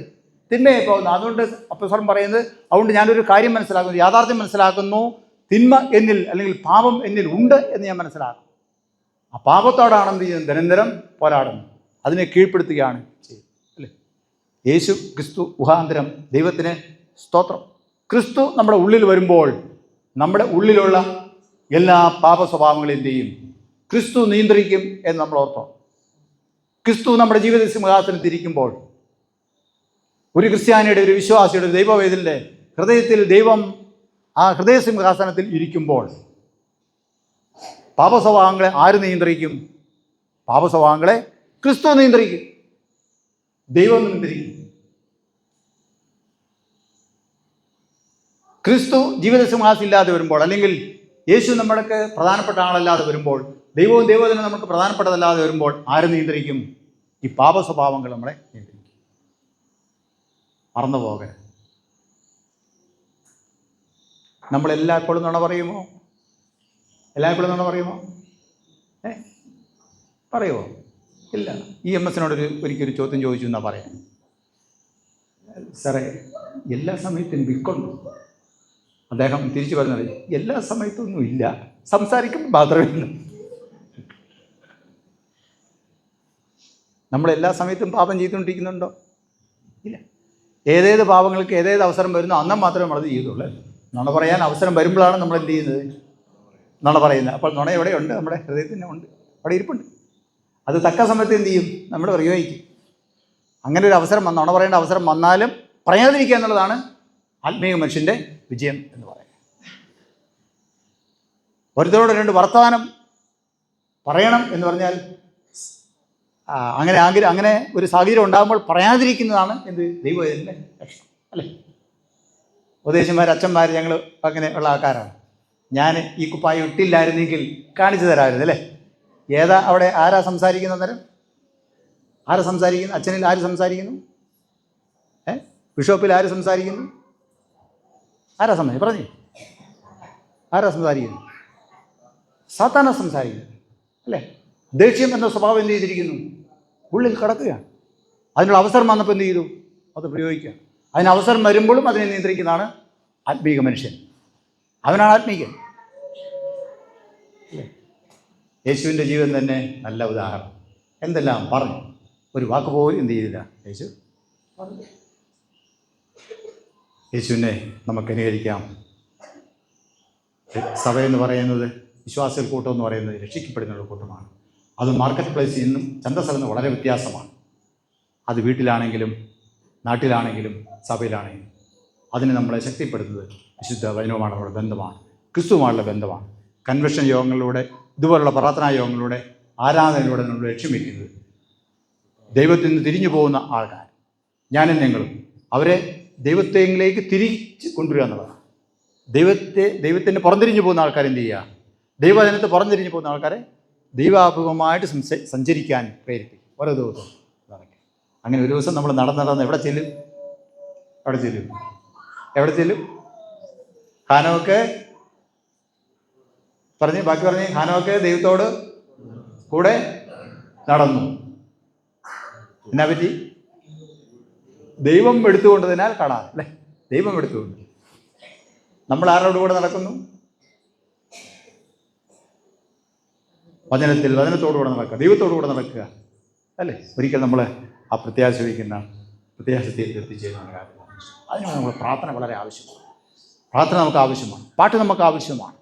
പാടണം. നമ്മുടെ ഉള്ളിലെ മനുഷ്യന്, ആത്മീക മനുഷ്യൻ ശക്തിപ്പെടണം അല്ലേ? ആത്മീക മനുഷ്യൻ ശക്തിപ്പെടുമ്പോൾ ഭൗതിക മനുഷ്യൻ എന്ത് ചെയ്യും? അവൻ ഭൗതിക മനുഷ്യൻ എന്ന് പറഞ്ഞാൽ ലോകം മനുഷ്യൻ എന്നാണ് ഞാൻ ഉദ്ദേശിച്ചത്. ലോകം മനുഷ്യൻ ക്ഷയിക്കും. ലോക മനുഷ്യൻ എന്ന് പറയുന്നത് അവൻ്റെ സ്വഭാവങ്ങൾ എന്ത് ചെയ്യുന്നു? ഈ പറഞ്ഞ സ്വഭാവങ്ങളാണ്. എല്ലാ ദുഷ്ട സ്വഭാവങ്ങളും ആർക്കുണ്ട്? ലോക മനുഷ്യനുണ്ട്. ആത്മീയ മനുഷ്യൻ അതില്ല. ആത്മീയ മനുഷ്യൻ ശക്തിപ്പെടുമ്പോൾ എന്ത് ചെയ്യും?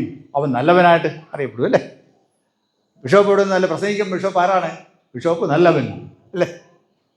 ഇപ്പോൾ ആരാണ്? ഏത് മനുഷ്യനാണ് ശക്തിപ്പെട്ടിരിക്കുന്നത്? ആത്മീയ മനുഷ്യൻ ബിഷപ്പ് ശക്തിപ്പെട്ട് നിൽക്കുകയാണ്. ബിഷപ്പ് ആരാണ്? നല്ല മനുഷ്യൻ, അല്ലേ? മുഖം കറുത്ത് സംസാരിക്കുമ്പോൾ, ദേഷ്യപ്പെടുമ്പോൾ, അരുതാത്ത വർത്താനം പറയുമ്പോൾ ബിഷപ്പ് ആരാണ്? മോശം മനുഷ്യൻ. ആരന്തരം പ്രബലപ്പെട്ടിരിക്കുന്നു? ലോക മനുഷ്യന് കപ്പയും ഇറച്ചിയും മീനൊക്കെ കഴിച്ചാൽ മതി. പക്ഷേ ആത്മീയ മനുഷ്യൻ ശക്തിപ്പെടാൻ എന്താ ചെയ്യണം? നിരന്തരമായ മുട്ടുമേന്നുള്ള പ്രാർത്ഥന, വേദോസ വായന, അത് മാത്രമേ ഉള്ളൂ. അതാണ് അവൻ്റെ ആഹാരം. ഇതുപോലെ പള്ളിയിൽ പോകുന്നതും ആത്മീയ യോഗങ്ങളിൽ പങ്കെടുക്കുന്നതും നമ്മുടെ ഉള്ളിലെ മനുഷ്യൻ എന്ത് ചെയ്യും? അവൻ ശക്തിപ്പെടും. അവന് പോരാട്ടത്തിനുള്ള വീര്യം കിട്ടും. എന്തിനോടുള്ള പോരാട്ടം? തിന്മയോടുള്ള പോരാട്ടം. നമ്മുടെ ഈ കൂട്ടായ്മ യോഗങ്ങൾ കൊണ്ട് ഈ 9 ജില്ലകളിൽ നമ്മൾ കൺവെൻഷൻ യോഗത്തിൻ്റെ നേതൃത്വത്തിൽ കൂട്ടായ്മ യോഗങ്ങൾ നടക്കുമ്പോൾ, പ്രാർത്ഥനകൾ നടക്കുമ്പോൾ, ഉപവാസ പ്രാർത്ഥനകൾ ക്രമീകരിക്കുമ്പോൾ അതാത് സഭകളിലെ ജനങ്ങൾ കൂടി വരുന്നവരും നമ്മുടെ മഹാട് ആഗമനമായിട്ടും ദൈവാഭവമായി സഞ്ചരിക്കുന്ന ഒരു കൂട്ടമായിട്ട് തീരുവാൻ, ദൈവത്തെ ലക്ഷ്യം വെച്ച് പോകുന്ന ഒരു കൂട്ടമായി തീരുവാൻ, വചനത്തിന് അനുസരിച്ച് ജീവിക്കുന്ന ഒരു കൂട്ടമായി തീരുവാൻ ദൈവം നമുക്കിടയാകും. അതിനാണ് നമുക്ക് ഉത്സാഹിക്കാം. എപ്പോഴും ദൈവവചനം നമ്മുടെ നെഞ്ചോട് ചേർത്ത് പിടിച്ച് അത് വായിച്ച് ധ്യാനിച്ച് ദൈവവാനുള്ള ബന്ധത്തിൽ ജീവിപ്പാൻ നമുക്ക് ഉത്സാഹിക്കാം. ദൈവത്തിൻ്റെ പരിശുദ്ധാത്മാവിനാൽ അതിനോട് സഹായിക്കുകയും ശക്തിരിക്കുകയും ചെയ്യട്ടെ. ഇതുപോലുള്ള പ്രാർത്ഥനകൾ അതിന് മുഖാന്തരമായി ഭവിക്കട്ടെ. നമ്മളിത് കേട്ടു മറക്കുന്നവരായിട്ടില്ല. എന്ത് ചെയ്യുക? വേദോസം വായിക്കണം. അറിയാവുന്ന പോലെ എന്ത് ചെയ്യാം? പ്രാർത്ഥിക്കുക, വേദോസം വായിക്കുക. വായിച്ച് എന്ത് ചെയ്യുക? നമ്മൾ മുമ്പോട്ട് പോവുക. ദൈവം നമ്മളെല്ലാവരും ഇതുപോലെ ഒരു നിമിഷം നമുക്ക് പ്രാർത്ഥിക്കും. കർത്താവേ, പരിശുദ്ധ പിതാവേ, അങ്ങ് ഞങ്ങളെ കൊണ്ട് ഉദ്ദേശിക്കുന്ന ഞങ്ങൾ അറിയുന്നു. കർത്താവെ, അങ്ങയോട് ചേർന്ന് നടപ്പാൻ അങ്ങ് ഞങ്ങളെക്കുറിച്ച് ആഗ്രഹിക്കുന്നല്ലോ. അതിന് ഞങ്ങളെ പ്രാപ്തിപ്പെടുത്തുന്നത് അങ്ങയുടെ വചനവും അങ്ങയോടുമായിട്ടുള്ള നിരന്തരമായിട്ടുള്ള ബന്ധവുമാകും. ഞങ്ങളുടെ പാപസ്വഭാവങ്ങൾ പലപ്പോഴും അതിന് ഘടകവിരുദ്ധമായി നിൽക്കുന്നു. കർത്താവെ, ഞങ്ങളുടെ ജഡീക ഇച്ഛകൾ, പാപസ്വഭാവങ്ങൾ, പാപചിന്തകൾ, കർത്താവ് ലോകത്തോടുള്ള ഇമ്പങ്ങൾ, ലോകത്തിലെ മോഹങ്ങളെല്ലാം ആത്മീയമായിട്ടുള്ള കാര്യങ്ങൾ ഞങ്ങളെ വ്യതിചലിപ്പിക്കുന്നല്ലോ. നല്ലത് സംസാരിപ്പാൻ ഞങ്ങൾ പലപ്പോഴും ആഗ്രഹിക്കുന്നുവെങ്കിലും അതിന് വിരുദ്ധമായി ഞങ്ങൾ സംസാരിക്കും. നല്ല ചിന്തിപ്പാൻ ആഗ്രഹിക്കുന്നുവെങ്കിലും പലപ്പോഴും അതിന് വിരുദ്ധമായിട്ട് ഞങ്ങൾ ചിന്തിക്കും. കർത്താവ്, അതിനൊക്കെയും ഞങ്ങളെ ഇടയാക്കി തീർന്ന് ഞങ്ങളിൽ വസിക്കുന്ന പാപസ്വഭാവമാകുന്നു എന്ന് പൗലോസപ്പോസ്തലനെ പോലെ ഞങ്ങൾ തിരിച്ചറിയുന്ന ദൈവമേ, അതിൽ ഞങ്ങളെ വിടുവിക്കുന്ന കർത്താവാകുന്നു. അതിനായി സ്തോത്രം. സകല പരീക്ഷകളെയും ജയിച്ച കർത്താവ് ഇന്നും ഞങ്ങൾ സ്വർഗത്തിൽ ജീവിക്കുന്നതിനായി സ്തോത്രം. ഭയപ്പെടേണ്ട, ഞാൻ നിങ്ങളോട് കൂടെ ഉണ്ടെന്ന് അറിയിച്ച കർത്താവ് ഞങ്ങളോട് കൂടെ ഉള്ളതിനായി ഞങ്ങൾ സ്തോത്രം. ഞങ്ങൾ വിശ്വസിക്കുകയും അതെടുത്തെടുത്ത് പറഞ്ഞ് കർത്താവെ അങ്ങുമായുള്ള ബന്ധം ദൃഢപ്പെടുത്തുകയും ചെയ്യാൻ ഞങ്ങൾ സഹായിക്കണമേ. അതിന് ഉപോത്ബലകമായി വചനം ഞങ്ങൾ തന്നിരിക്കുന്നതിനായി സ്തോത്രം. അതിന് ഉപോത്ബലകമായി ആലോചനക്കാരെ തന്നിരിക്കുന്നതിനായി സ്തോത്രം. വചനം പ്രഘോഷിക്കുന്നവരെ തന്നിരിക്കുന്നതിനായി സ്തോത്രം. പ്രാർത്ഥനയ്ക്ക് കർത്താവ് ആൾക്കാരെ തന്നിരിക്കുന്നതിനായി സ്തോത്രം. അങ്ങയുടെ വിശുദ്ധന്മാരിലൂടെ, അങ്ങയുടെ തിരഞ്ഞെടുക്കപ്പെട്ട ആൾക്കാരുടെ വേലക്കാരിലൂടെ, കർത്താവ് അങ്ങയുടെ അഭിഷക്തന്മാരിലൂടെ ഞങ്ങൾ അങ്ങയുടെ പാതയെ നയിപ്പാൻ സഞ്ചരിപ്പാൻ ഞങ്ങളെ പ്രാപ്തിപ്പെടുത്തണമേ. കർത്താവെ, ഇന്നലെയും ഇന്നും ഇന്നലെയും ഇന്നുമായിട്ട് നടത്തപ്പെടുന്ന യോഗങ്ങൾ ഞങ്ങൾ എല്ലാവർക്കും അനുഗ്രഹത്തിന് കാരണമായി തീരും. പങ്കെടുത്ത ഓരോരുത്തരും അങ്ങനെ അനുഗ്രഹിക്കപ്പെട്ടവരായി കർത്താവെ പുതിയൊരു ദർശനത്തോടെ ലോകത്തെ കാണുവാൻ, ഈ ലോകത്തിൻ്റെ ഇമ്മൾക്ക് അനുസരിച്ചല്ല ദൈവത്തിൻ്റെ ഇഷ്ടമനുസരിച്ച് ജീവിക്കുമെന്നുള്ള തീരുമാനം മുമ്പോട്ട് പോകാനുള്ള സഹായിക്കണം. മഹത്വം മാത്രം എടുക്കണമേ. യേശുനാഥ് പ്രാർത്ഥിക്കുന്ന ഇട കേൾക്കണമേ.